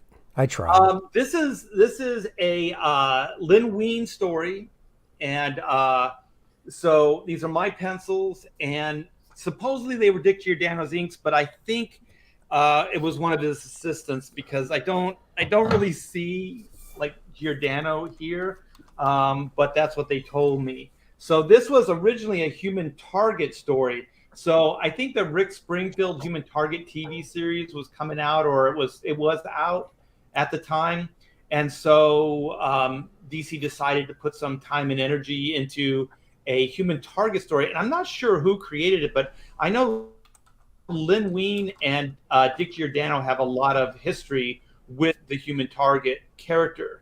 And the Human Target would be, that's what I thought too. I wasn't sure though. And so Human Target is a character that he becomes the target. So if somebody is like trying to kill somebody or hurt them, he becomes that person. He's a master of disguises. And so then he basically brings out the bad guy to bring him to justice by becoming the target. And so I think this was after the Rick Springfield stuff, because I remember them trying to shoehorn in Checkmate. Remember, was that John Byrne that created Checkmate and Paul Kupperberg? Could be. Kupperberg sounds right. Yeah, so I think they didn't have faith in the Human Target story selling on its own. So I remember we did the Human Target story, and then they shoehorned in this this Checkmate character. So it's a horrible costume. that mask. Yeah. Well, this is some horrible work as well. So this is him, and then this is I forget the Human Target's name, but that's him putting out the guys. He's on fire. So there's a lot of like Dick Giordano and Neil Adams. Like, this was that time I was looking at that stuff. Yeah, that close-up really looks like Adams down there. That one right there. Holy crap, dude, that's cool. Yeah, those two panels in the middle look a lot like Adams. And that never got printed, huh? Yeah, it was never printed. So my favorite. When was this? When was it? Oh my gosh, this had to be the 80s. Yeah. Okay. Yeah, it was a while ago. And so here's because remember the Human Target had like kind of that Daredevil thing going. So there's that little Human Target I guess around him, and there's a little funeral scene going on here. Is that his Human Target senses? I guess. I don't know. It was just a graphic they used. So then they kind of interspersed more of this Checkmate character in. Look at all the letterings on the board. These aren't paste up. This lettering is actually on the board. Who did it? Do you recall? No, I don't remember. That last panel is total Neil Adams too. It's total Neil Adams. Let's see it again. Hold on. Pull it up again. Yeah, show that last panel again. Oh, yeah. Oh, That's yeah. great. Yeah, it's probably from Green Lantern, Green Arrow. A swipe, you mean? Yeah, look at Art Taber. His goal in life was to be the next Rich Buckler, and he almost pulled it off. Oh, damn. Oh. Ouch. Let's see Rich Buckler do that. Hey, he did do that. You swiped that from Buckler. No, I did not. That would be the best. That would be the best. Ripping off Buckler. Yeah. Oh, wait a minute. Is that old Postman? Isn't that character from Marvel that used to deliver the mail to the Fantastic Four? Oh, that was Stan Lee. Oh my gosh! What was that guy's name? That was Willie Lumpkin. Yeah, Willie Lumpkin was right there. Yeah, the mailman. So I thought these were cool. The Ferrari. Oh yeah. Do you know Willie Lumpkin was a newspaper strip that Stan Lee wrote before he came up with the Fantastic Four? Really? No. Yeah. And then he used the character in the Fantastic Four. So let me find some of the more action oriented. There's a little up arrow with this guy there. Let me see that last panel again. Let me see that the bottom panel. Adams. Oh. Well, I'm not saying you swiped it. I'm just saying that you can see the influence. It's just incredible. This is definitely my Neil phase. Oh man, I still you can still see Adams in my storytelling. Right there. That is Jim Aparo right there from a Spectre. Yeah. He got crucified on the toy code. Oh. So I'm gonna get to the ending real quick. I actually had an idea for the ending, and I pitched it to my editor, and they actually used it. So it turns out this woman hired the Human Target to basically pretend to be her father, and then you realize that the father was the villain, right? So it was like a switcheroo. And so now he's going to do in the Human Target. And it's like, Dad, don't shoot him. Don't shoot him. It's like, I'm going to kill him. I'm going to make him dead. And so then Human Target comes in, knocks the guy through the window, gets the upper hand. Look at that. Yes. And so this is where I took over. Okay, so then he's falling off the balcony of their Malibu home. Human Target catches him, and then we get to see what would have happened. He would have hit the rocks there, and he's like, no. And so then Human Target saved the father, right? And he's the bad guy. So then he picks him up. This is the end that I came up with. So then the father sees it first, and then you turn the camera around, and you see that he shot his own daughter. Oh, damn. Brutal. Yeah. Art. That was my switcheroo. That was my ending. And I was inspired here. I was inspired by Appetite for Destruction, the little cartoon that's in the Guns N' Roses album. Dude, no, this is Art Tarantino, man. So I thought it would be like a cool little the villain's not just going to go to jail, but he ended up killing the woman his daughter that was trying to save his life. Oh, Yeah. Brutal art. Yeah. Wow, Grindhouse, man. Look out. So Len Wein wrote that story, Yeah.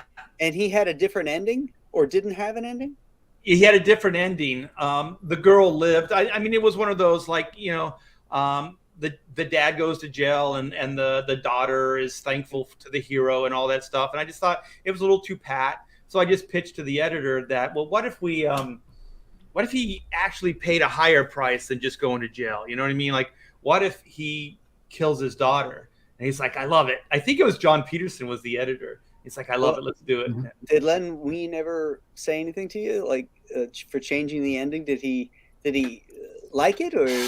Yeah, he liked it, and I remember I was pretty close with Lynn and Marv Wolfman at the time because they were LA based, and actually we had this cool Christmas party in Redondo at the townhouse, and Marv came to the party and everything. I was really surprised he did, but both those guys I had a pretty good relationship with, and both I actually got their blessing on a couple story ideas. One was I was going to do a Nightwing story that Pamela and I were writing, and that never saw the light of day either, but there was really no artwork for that.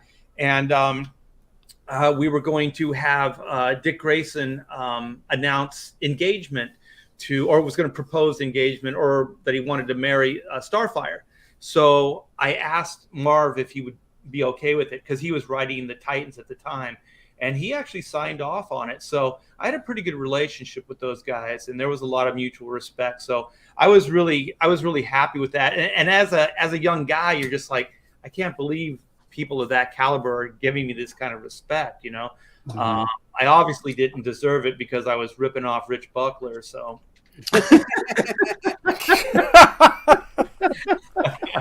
But yeah, it was good times. And you know what? To be honest, I have no idea why it never saw print. It might be because maybe Lynn was like, no, you're not going to print the story because you changed my ending. Love it, Art. Can it? This is a great ending, but I didn't write it, so we're not printing it. Just kill it. Yes. Yeah, so you guys want to do a round two? Sure. I don't really have much, but Art became the human target. What is this? You became a human target at the big two, Marvel and DC, Art. Yeah, that's how the legend goes. I have my only pro. When we get to me, I have my only pro work, or work that I had done, was hired to do that never saw print. Okay. Well, let's go with Mine's quicker. My second time around is much quicker. So yeah, so is mine. Yeah, well, hurry up, Andy. Oh, okay. Yeah, come on, Andy, get moving. So I'll tell the story. Don't share the screen yet. I want to share it, but don't pop it up yet. Can I share the screen and then go use Shut the it. restroom? So this goes back. Oh, I said don't share it yet, you dick. Okay, so leave it up there. You have to use the restroom. Look at those two people. Oh, look. Share it. Go ahead. Now. All right. I'll tell the story. Sorry. So this goes back to like two. This goes back to like obviously Art doesn't care about my story. That's fine.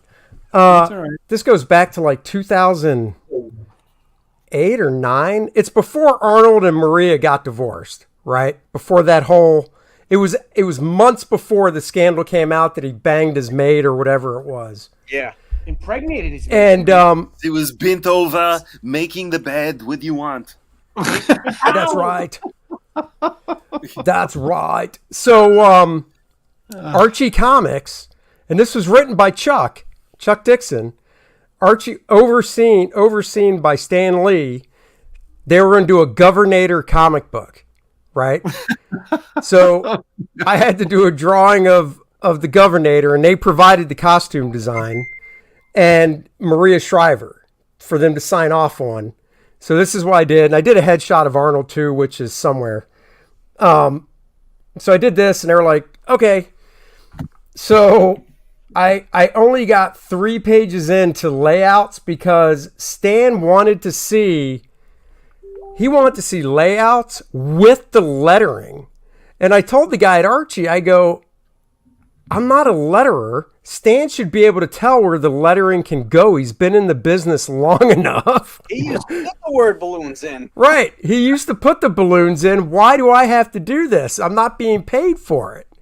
And he goes, that's what Stan wants. And I'm like, ugh. So, I just crapped it in pretty quick in Photoshop. So that's the layout for page 1. And then the next page is a little bit tighter. It's the 2-page spread.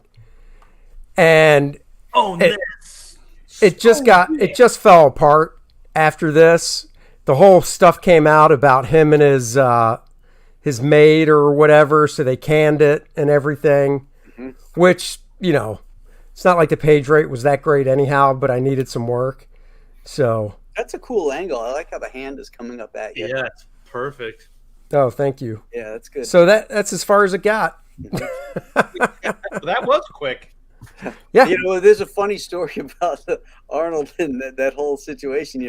He was out of work for a while too. He was sort of toxic in Hollywood, and Sylvester Stallone, wanted to hire him, and one of his first gigs was in one of the Expendables movies, to bring Arnold back. And he's telling this story to Chuck, and Chuck told it to me.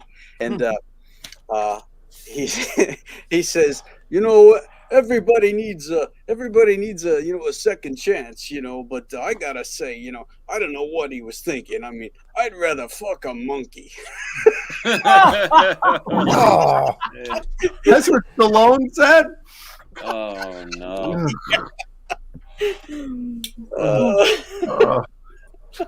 Gross.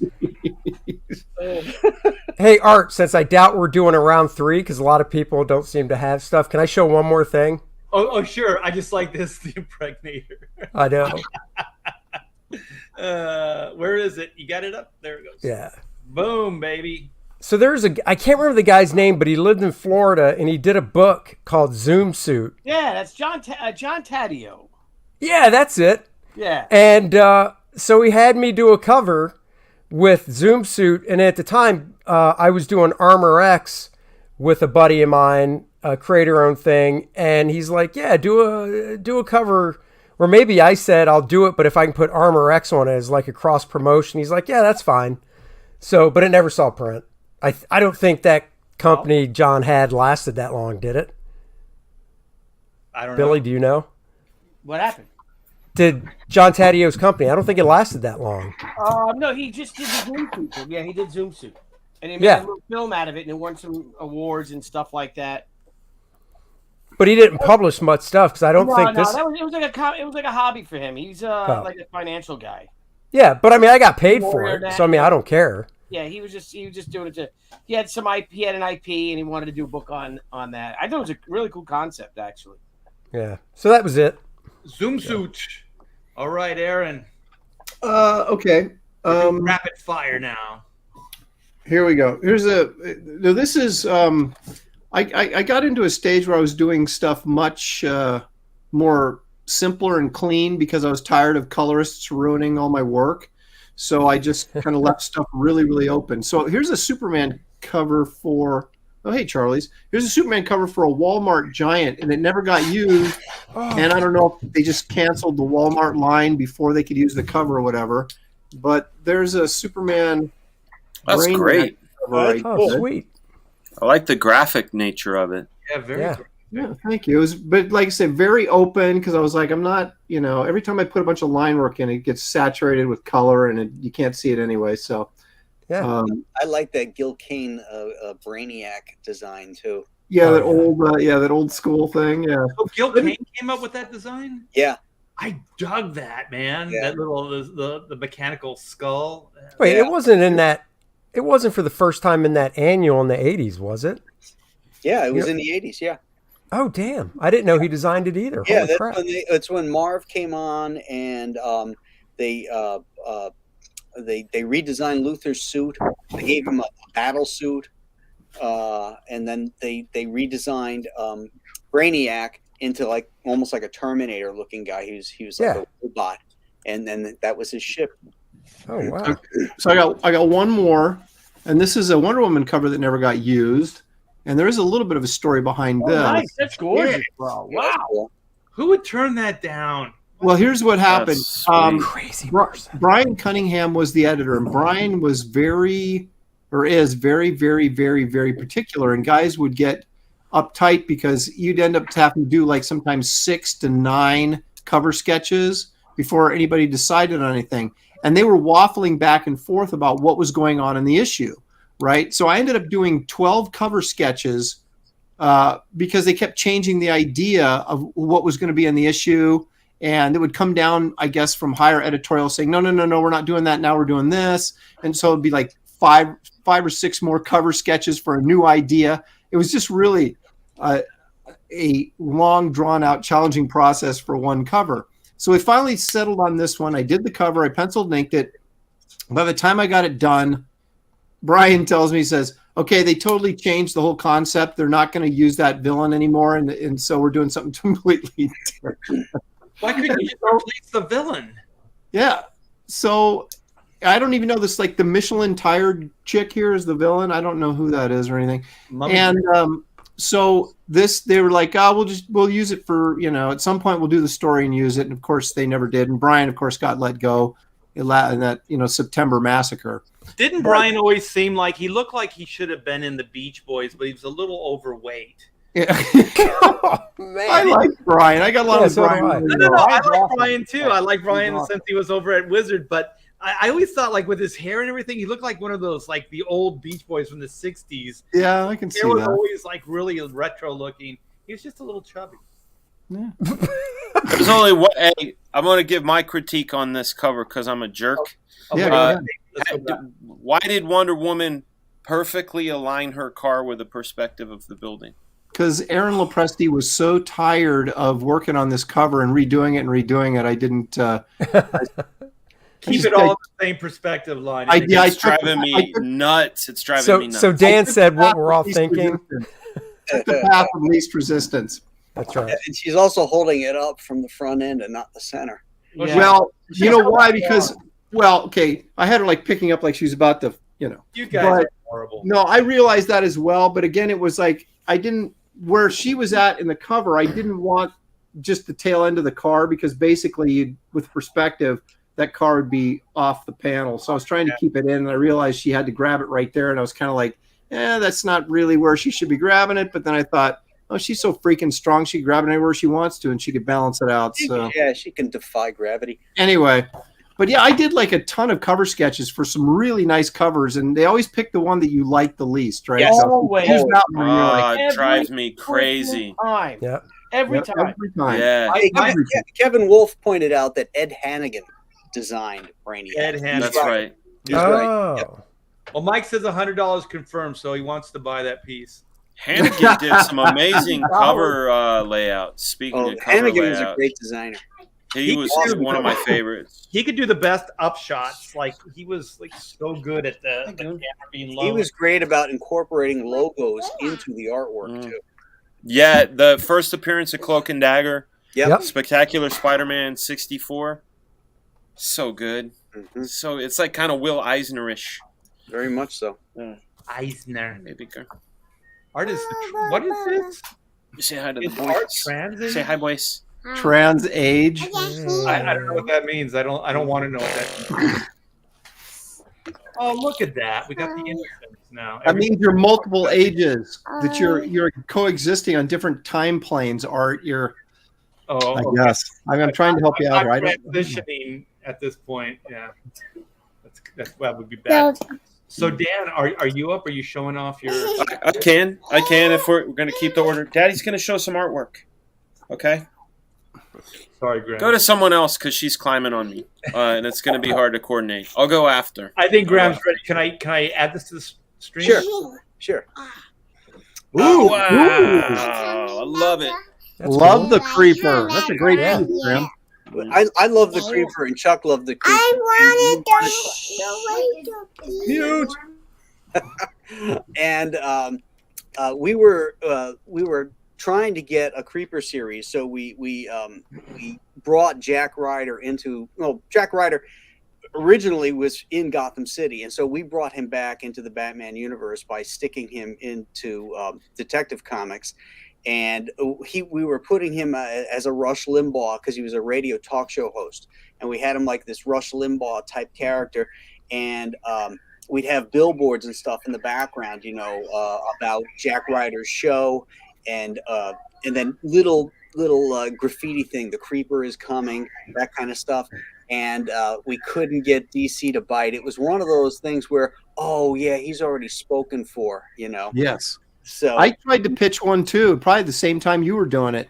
And they were like, but Mignola had a pitch and they turned him down. I'm just like, what? Yeah. Well, that would have been dope. The one that actually came out was horrible. I know, it was terrible. The one they pitched, they're like, yeah, everybody and their brother had a creeper pitch, from what I understand, and then they chose the one they end up going with. And you're just like, the worst one possible. Yeah, exactly. Yeah. So he I always wanted to know what that thing that's around his neck is made out of. It's like fur. Wasn't he at a party or something? And he just like grabbed a bunch of crap out of a closet, and it was a costume party. Yeah, and he threw this wig on and stuff, and he tied the fur things around the boots, and Well, let me grab this real quick. It's just weird. Yeah, Jerry Roscoe, thank you so much for the $5 super chat. Billy drew the cover to one of the first books I did the interiors on back in the early 2008s for an indie self-publisher. It was beautiful. So that was directed at Billy Tucci. Billy's back. He's in the back right now. Oh.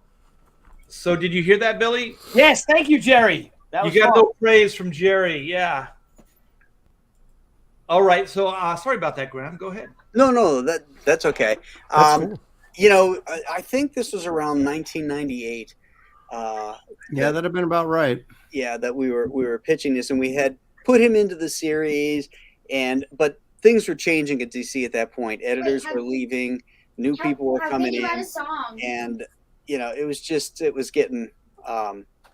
It was one of those hard times, So it was one of those things that never was able to come about. But I always regretted it because I really wanted to do this really cool creeper, not necessarily a standalone book, but I wanted him to meet Batman in Detective Comics, and have him team up and do some really cool shit, and then just kind of set him up for his own series, which Chuck and I were going to write and illustrate. So.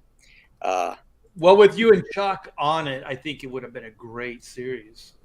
Oh, I think so. I mean, we would be coming off, our Batman stuff. It would still be in Gotham. We'd have, all that shit that we had already established, and we could just build off of and kind of, give more to the universe, to the Batman universe, but also offshoot it into, the creeper too. And if you've got like a B-list character, it's always great if you can make him great in an A-list character's book, and then you can launch him.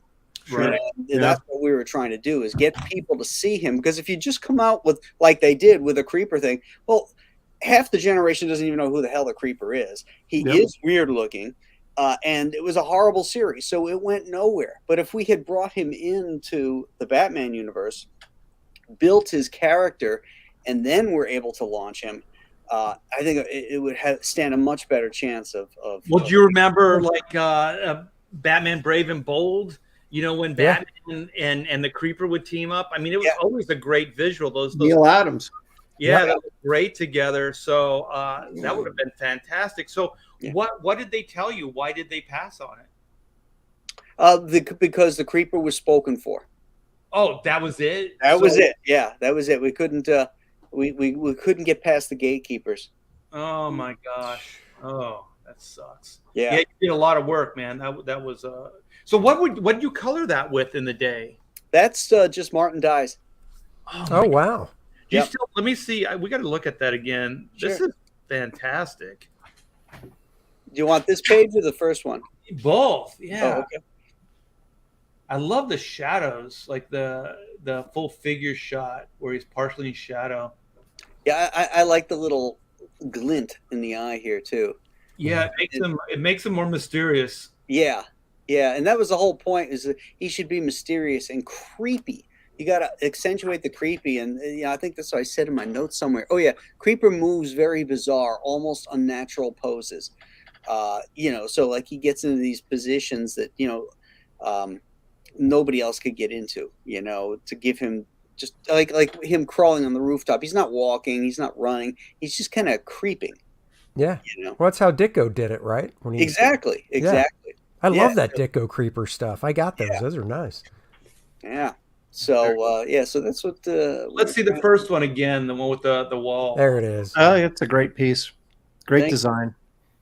You still have the original to this? I do. Oh my gosh. Yeah. Keep that. Gorgeous, man. What's that? It's gorgeous. Oh, thank you, bud.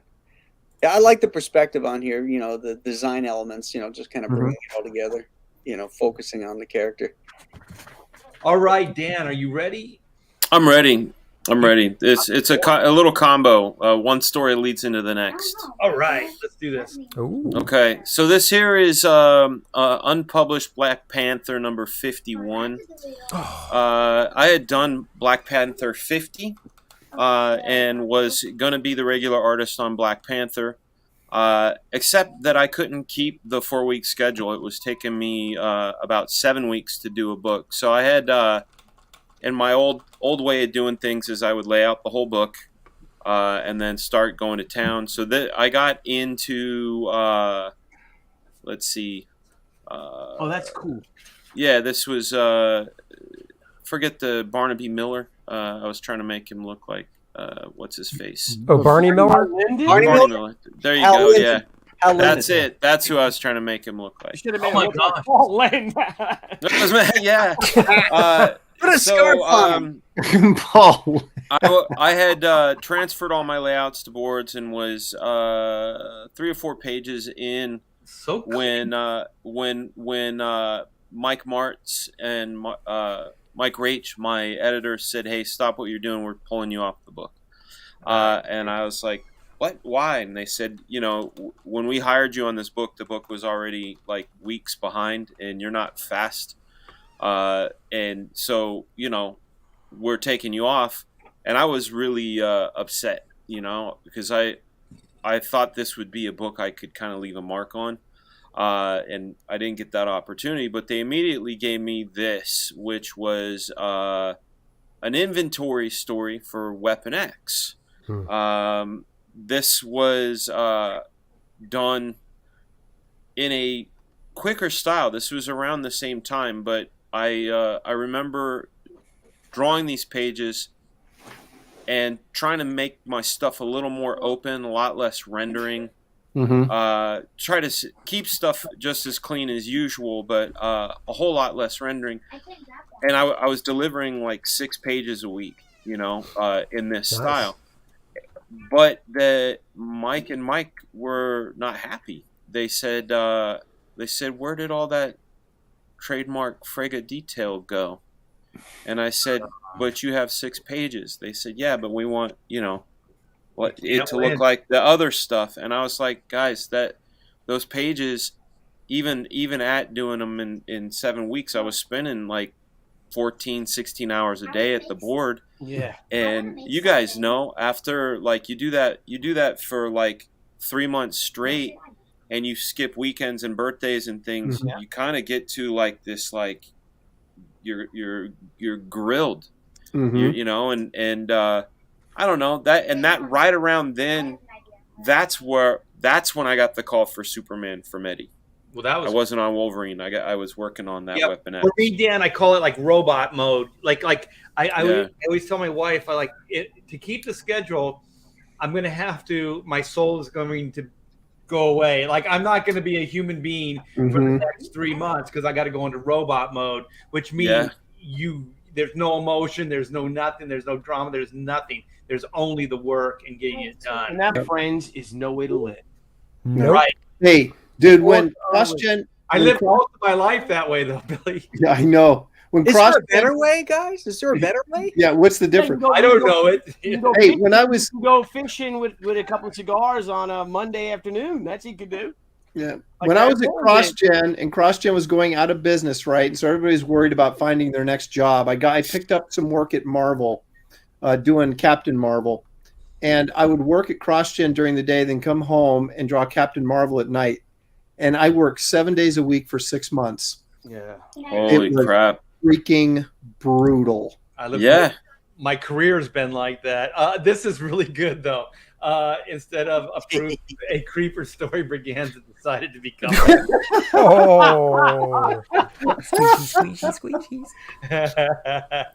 Wow. Great. Hey, Dan, did they use your layouts in issue 51? They did. No credit? No. And that's happened to me twice because that He-Man Masters of the Multiverse, I laid out that entire third issue, and Tom Dernick used my layouts to a T. No credit on those either. Did you get paid? Nope.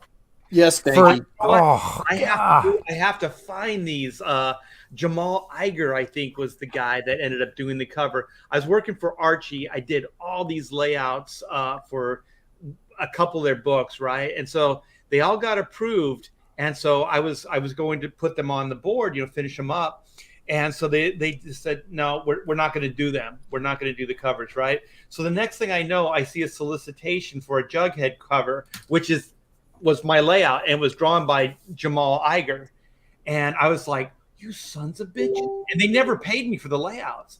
So I called them up and I said, you used the layout. And they're like, no, we didn't. Jamal came up with that. I go, no. I go, it's the layout. It's exactly the same. And then they're like, well, it's just a coincidence. And I said, well, I think you should still pay me for that layout. And they did.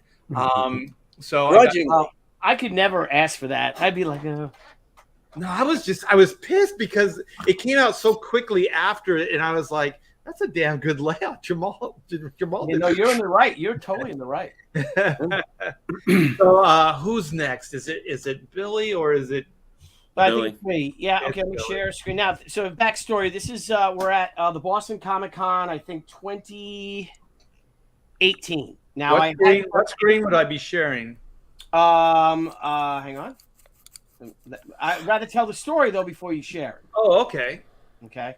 Because we know that you're quick on the gun there. Yeah, that's right. You ruined Andy's presentation. So no way to. Premature. I think I made it better, but hey, everybody. Premature art. That's what we should call you. Click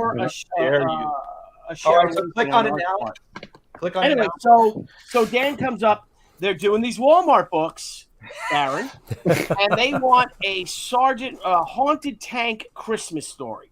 Ooh. But he talked to Frank Thierry, wants to write it. So I get together with Frank. Let's do the story when you need it. Oh, we don't need it for it'll be 12-page story. It's going to be a DC holiday story or Wonder Woman holiday book. And I'm like, okay. So me and Frank get together. I tell him some World War II stories of things that happened. Frank comes in some pitches. They leave it out because of the haunted tank because of the Confederate flag. What? And Jed Stewart. So they don't want to do the haunted tank. I said, Dan, that's fine. I said, you could make a real point like this and just have, at one point, Jed looks up and says, what happened to the flag? And they go to, what's his name? Johnson, the African-American soldier. And he's like, I don't know. And then he winks, you know what I mean? Like, yeah. Like he took it off. Yeah. Right. So, it's about a German tank and a German tank that's haunted and a U.S. tank that's haunted. So they don't want to do that. So we come up with another story. They don't do that. Anyway, by the time we come up with a story and Frank gets it, I now have 14 days to tell a 12-page story. Yeah, exactly. That's how it always works. Do it in your St. George style, dude. And I did. So I'm going to share it, and you're going to see me kind of speeding through it. I didn't know if these are the final pencils. And Graham, I think I showed you the final page of this, which I can't find. It's in my flat files here somewhere, and I'm so bummed out because it was the only page I really liked. It was only good, and it was a great page. It was a big splash page. But if you want to share it now, RT Bear. Okay, Billy Tucci. Thank you, my friend. Okay, so what we have here is that it's Wonder Woman is in France, and you see a World War I veteran dying at an old folks' home, right? So all of a sudden, so here is no, I'm sorry, it's Lois Lane. Sorry. So Lois Lane it's this guy. So that's Lois, and he died. He passes away. I had to ink it, pencil it, the whole thing. Look at it. Look at these lines. It's like a coloring book, but you know how it is, right? Yep. Get shit done. It's a very stylish coloring book. Yeah, and then she calls Diana. So here's Diana in Flanders, in France, right? And also you see her phone. Now I'm like, ooh, let me start doing some washes. So that's why I don't think that's the first page, because I wanted to get kind of Jack Davis, Jack Davis-y. If you guys ever see my hair is really very detailed. I'm just doing shapes here, So it's very Jack. The phone rings. It's Lois and Clark.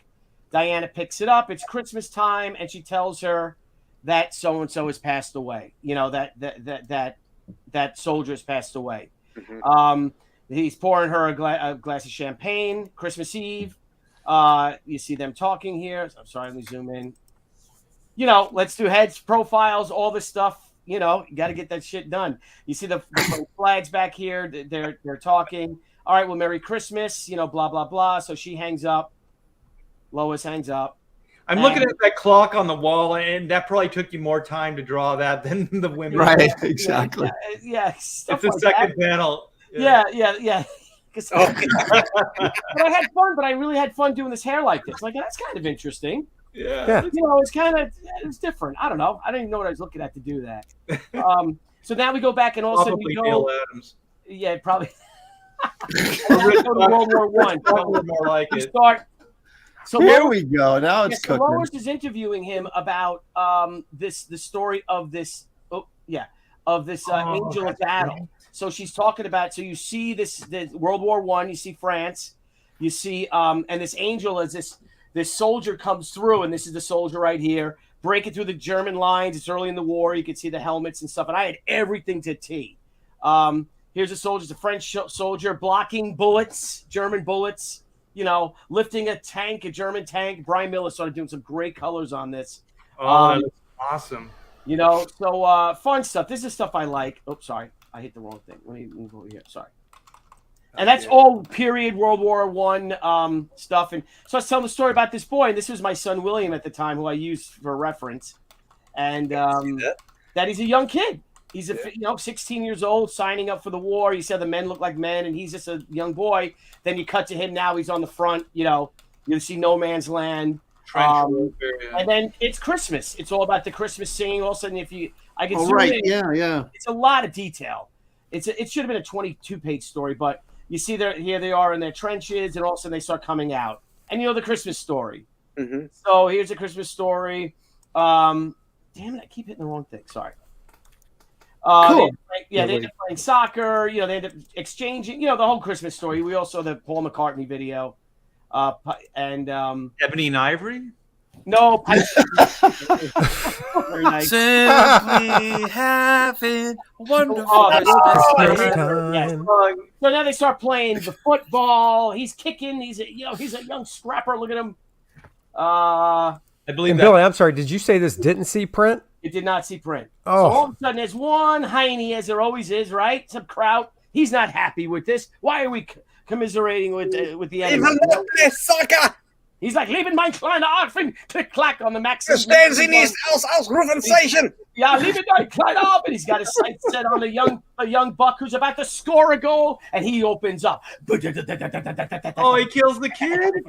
Oh my God! Oh, but who comes? The angel of battle. Streaks it away. Ding, ding, ding. Breaks it. He's about to kick the goal. Look. And all of a sudden, she catches one. Uh-oh. Big shot next. Life. She. Oh, did I just say it? She. Indeed. It's the hat falls because they didn't wear helmets. It's Liebe Wonder Woman. Early in the war, the French didn't wear helmets, so British. And it's Diana Prince. Oh, you bastard. This is before the movie. Dude, this is before the Wonder Woman movie. Yeah. They ripped you off. That's why they didn't print it. They were like, damn it, we're going to have to pay them. Yeah, it might have been 2015 or something. This is before the movie. So there he's looking. Oh, my goodness. It's a woman. She puts her cap back on and runs away. But she saved his life. And that's the guy that died in the beginning. Yeah, so here, and Graham, I don't know if you remember this. So here's Diana sitting there talking to so-and-so. She's got the card here. She hangs up, give me that bottle of champagne. I found a real Dom Perignon bottle from 1915, a label. So, and then Brian Miller put that on. And so you see her going, again, give me 14 days. So wait, was this colored too? Or parts of it wasn't all colored. Oh, okay. So now you see her. She's at a thing, in France, and she starts walking. Very fashionable, if you will, right? Of course. And what does she have in her pocket? Good Lord, she's carrying the bullet as a war momentum. You see her kisses the bullet.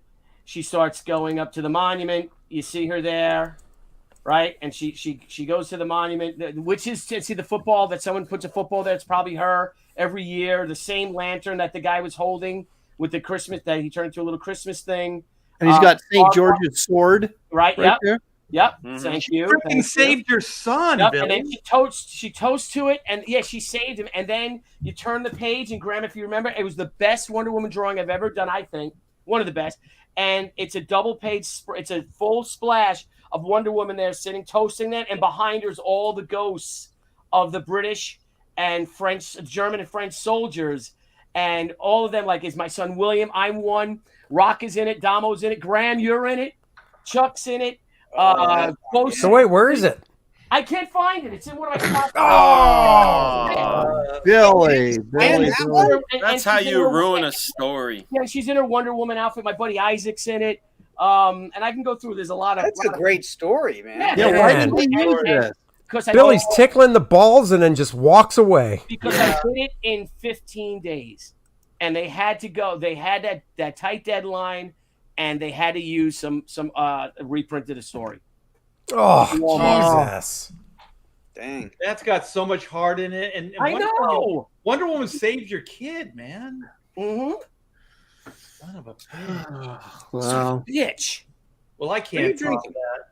You see what JC Vaughn. I'm drinking a fizz. My wife's Arbonne Energy Fizz. Oh, okay. I saw you spit out ice. I was just making sure that wasn't bourbon or scotch in that glass. No, you see JC in a glass like this portion. No, that's what this glass is for. I know. Yeah. You guys see JC Vaughn in the chat says this is how you kill a punchline. Exactly. Oh yeah, that's it. Oh boy, that's a story we could tell. The Captain America Rocketeer story. Yeah. Yes. All righty. Oh yeah, you're up, JC Vaughn's in it. Soloff's in it. My buddy Tony's in it. It's a great splash, and of course I can't find. You know what? I keep saying that, but you got nothing to show. I got nothing to show. But if I knew my password to that DC, what was it? The DC FTP page. I bet you it's still in a folder there somewhere. If that thing still exists. Oh, they probably cleaned that out. But remember, you going in there and you see folders like Walt Simonson. I'm like, oh my god! Yeah. And you click on it and you see I'm like, oh my god! Adam Hughes. You're like, holy shit! Prove it, Billy. I will. I'll find it for a future bros. Okay. All right. Well, this is. I've talked about this quite a bit on my channel. A Green Hornet story that I had sold to DC Comics that never happened. So I found some of my initial drawings. I have no idea why this is cut out. This is What's up with his hair. Well, this is the 80s, man. So this was my 80s take on. Oh, his mullet boy. It's Patrick Swayze. Patrick Swayze. Patrick Swayze's the Green Hornet. Green Hornet. He is the Green Hornet. So I was still taking like drawing classes and stuff at JC's. So a guy that I was in like illustration or something with, he colored this up for me. So these were a lot of the pitch pieces that I pitched to DC Comics to do the series. And the series was going to be written and drawn by myself. And the reason it never happened is because DC was looking into getting the rights to do it, but there was another company. There were two companies that were claiming ownership of it. And so DC didn't want to get in between the two companies. And so it just never happened because they never felt good about getting the rights. Is King Features who owns the original rights to it? No. I don't know. I don't know. But this is. I think it was. Wasn't it Now Comics? Weren't they doing Green Lantern? Yeah, Green Hornet. Yeah, they did. Green Hornet created because he should be coming into the public domain soon. Yeah, right? I think he's an old. I think Universal has them now. I think Universal owns the Hornet. But the Hornet started as a radio program. It was a offshoot of the Lone Ranger. Yeah, the 50s maybe then. They're related. Yeah. No, it was 30s or 40s. Oh wow. Yeah. Green Hornet is old. Maybe Graham is one of our studs in the audience could find out that for us. Yeah. Look at that. Kato. So I did this, and I remember I was at San Diego Comic-Con, and I had copies of this for the pitch to get to DC, and I had Xerox copies of this, and I had kind of mentioned that. Oh my gosh, what is the kung fu actor's name? Bruce Lee. Carradine? Yeah. Bruce Lee. no. Oh no. No, it was is it David Carradine? David Carradine, yeah. But that was originally Bruce Lee's pitch, you know that kung fu show? Right. So It's a stole a pitch lawyer. from him and hired David Carradine. Right. So I Lawyers. waited in line to go to the costume contest, and this is like the old San Diego Civic Center. This is before it was the big show, right? And so I'm showing David Carradine this because we're waiting to get into the show, and he was on a binger, man. That guy stunk. Like he must have been living on the street, just partying his ass off. And so we were pretty inebriated as well. So we just got to talking, hanging out. And he said, "Hey, you want to go blow a fatty up on the roof? Want to go blow a fatty on the roof?" And David Carradine's like, "Sure, man, I'll blow a fatty." And so he was game. And so I showed him these drawings. He goes, I got a Bruce Lee story. He said, I broke Bruce Lee's ankle once, and I was like, "You did?" And so I said, "You could you sign this piece of artwork then?" So as he's telling me the story, he signs his name, David Carradine. I don't have the Xerox here; I couldn't find it. And so then he wrote ankle and a little arrow, and then he told me that he broke his ankle while they were sparring. So I don't know if it's a true story or not, but that's what David Carradine told me. And so then we got into the costume contest. We heckled. And then we got asked to leave the costume contest. So I got kicked out of costume contest with David Carradine. So that was pretty cool. So here's the line art version of the One Piece. No, that's cool. Nice. Yeah. Great.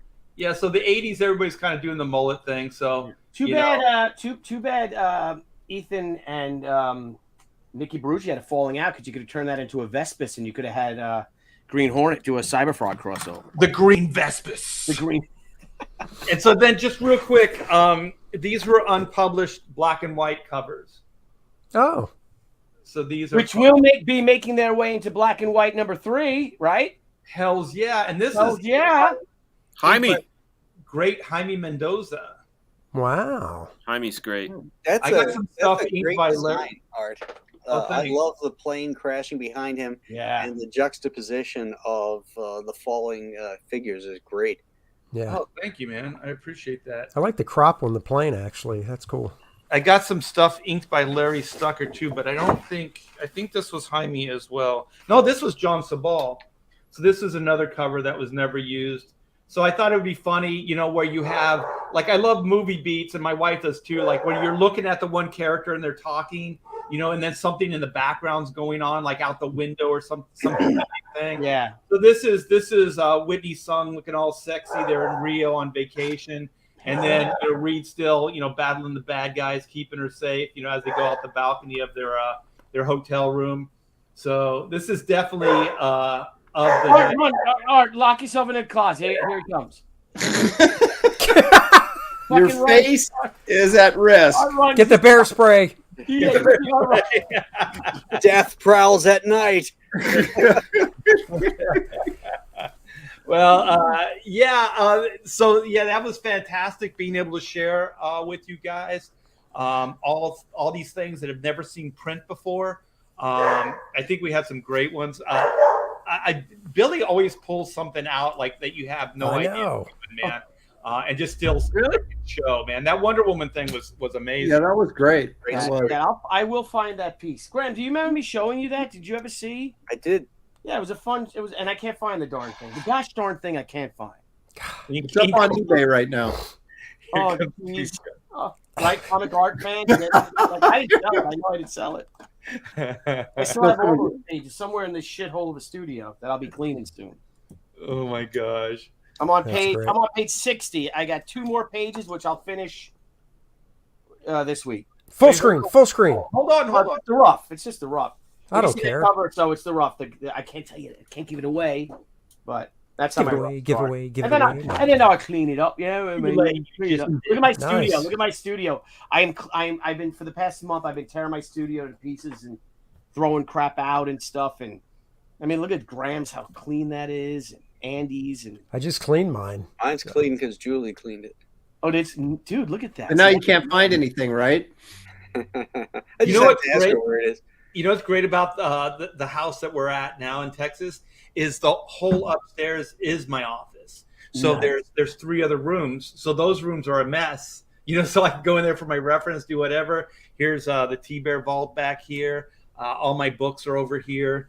And so I can leave those things as messy as I want and just close the door. I think the best thing about your new house in Texas is that it is in Texas. Freedom, baby. Yeah. Right. Freedom. All right, you guys. Well, let's do some parting shots. What do you got for us, Andy? Plugs, parting shots? First Man is done fulfilling as of this past weekend. So literally, if you drop an order, it'll be going out the next day. I got a couple more orders today, and they're packed up and they went out. So it's done fulfilling. Get your first man here. Get your first man here. Superhero fun for a new generation. You can borrow Get my it here, my get hat. it now. So that is it. And of course, my YouTube channel. So there you go. There you go. All right, Lepresti, Mr. Aaron Lepresti. Well, I am praying that my book, Wraith of God, is back from the printer in 2 weeks or less, and then I can start shipping that baby out. But it's almost done, but I'm not one to sit around art idly and just wait. I've got to be working on something. So I've been working on the next project, and this is Merv the Astro Chimp art for the trading card that you'll get when you sign up early for my next campaign, which of course will go live as soon as I fulfill Wraith of God. So Excellent. Are you doing a background, or you're just going to be lazy? no, he's going to be in space. Oh, so lazy. Got it. Well, no. It's going to be black and cars and stuff. I'll do the toothbrush stuff. I just, I'm kidding. That's a great looking monkey. I can't wait to sign up for it. That's right. Get your free monkey card. I'm going to. Touch my monkey.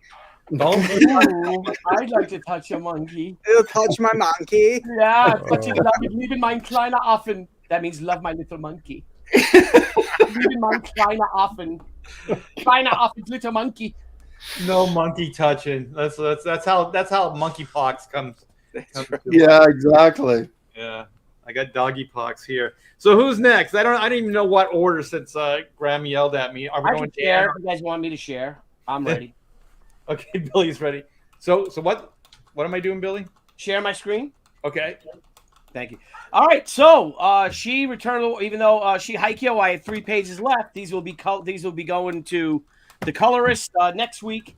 That they should be done coloring the week after that. And I am sending off my covers. So our covers are all done. My good old Niall Scala designed them. So here's our front covers and our interior front and back cover. And they're all going to the printer tomorrow.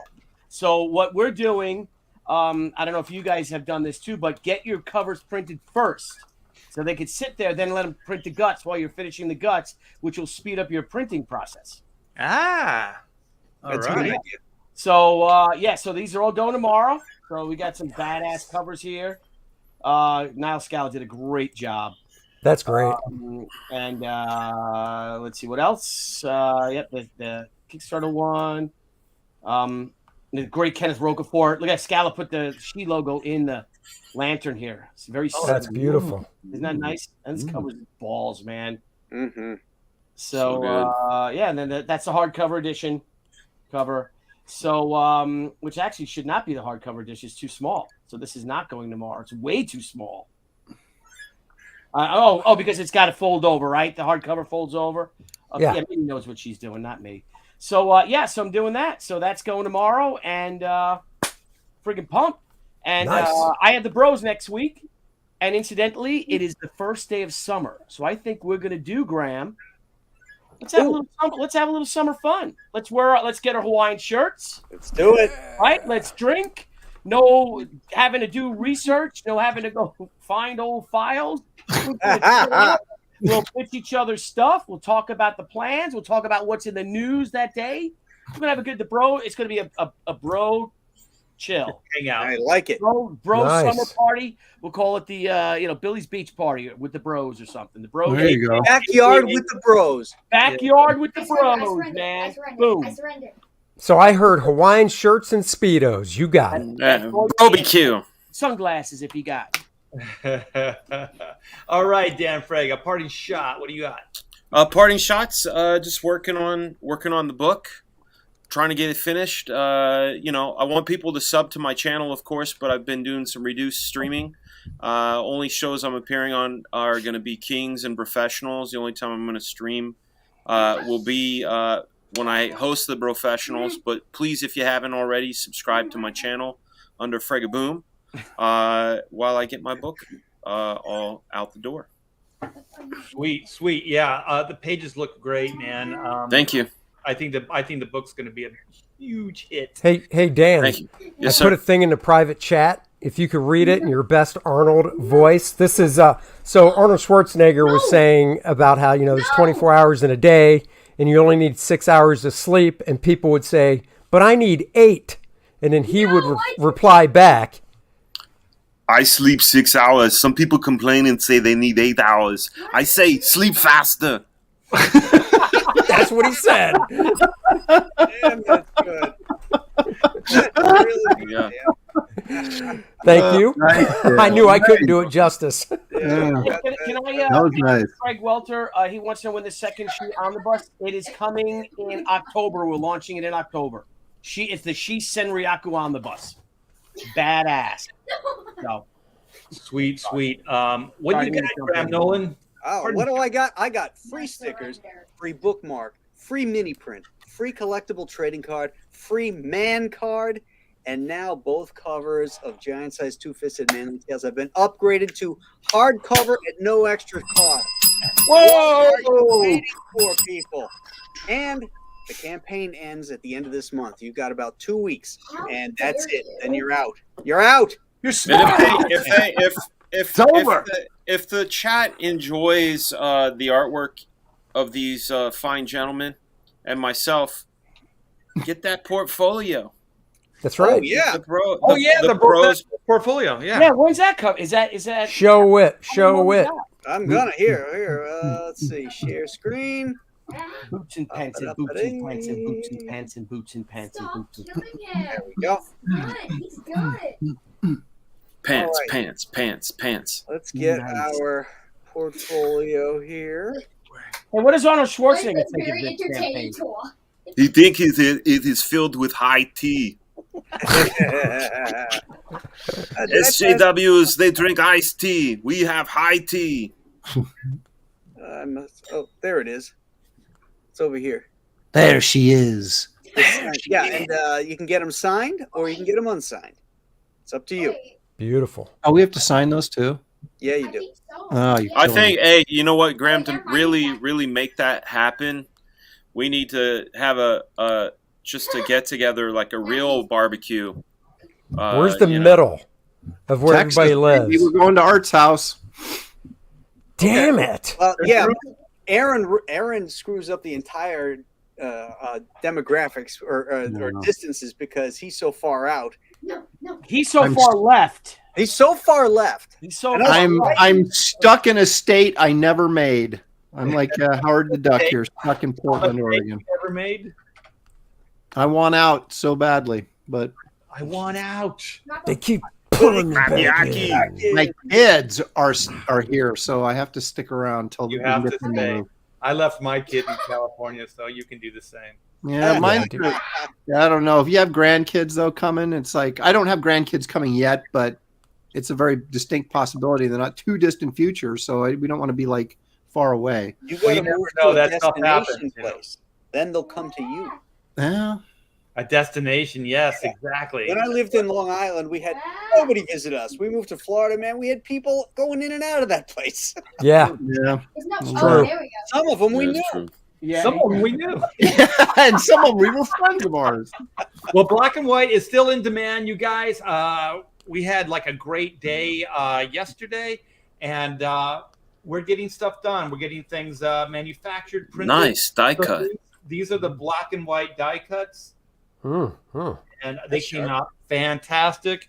We got the Inko, that's good ink die cut sticker. Nice. And then we have the killer embroidered black and white patches. Nice. And if that wasn't enough, we have the enamel pins. Dude, badass. Those are great. Yeah, so if you guys back a book tonight, you will get all of these cool stretch goals plus more. You'll get much more than that. Order before midnight tonight. Yes, indeed you do. And But so wait, there's more. Wait, there's more. Yeah, but wait, there's more. Yeah, we got the Keshi figures. They're on their way. I'm working them out with Eric Huffles as we speak. So we're just kind of working out our pricing. And I want to oh, there they are, the Keshis. Yes. Okay. Look like something from Alien for a second. We have the CG Summer Swimsuit Edition that the Zaid brothers are putting together. So after you guys go out and back all of our books, go out and get yourself a summer spectacular with the CG swimsuit. And that is Philip and Brandon. They are putting that. They are the Diaz brothers. Yes. Yes. Indeed. So having said that, next week we'll be on. I keep feeling like there's somebody else in the room. There is. Harrison. Hey, Harrison. How are you, Harrison? How are you? It's my daughter. She's doing VR back there. Oh, cool. I'm sorry. Yeah. Okay. But next week we'll be on Billy's channel. Thank you guys so much for hanging out with us in the chat. Thank you for the super chats. And yeah, we will see you next week. I think Phil Diaz is going to be on the Pop XP in 4 minutes. Somebody wants to join us over there. All right. Well, I think he's on today or next week. I got to check. He just said join us. So. Well, I'm making stuff up, Billy. Get us out of here. I'm not. Billy, can I click the button, please? Here we go. All right. Look at the way you started it with the click.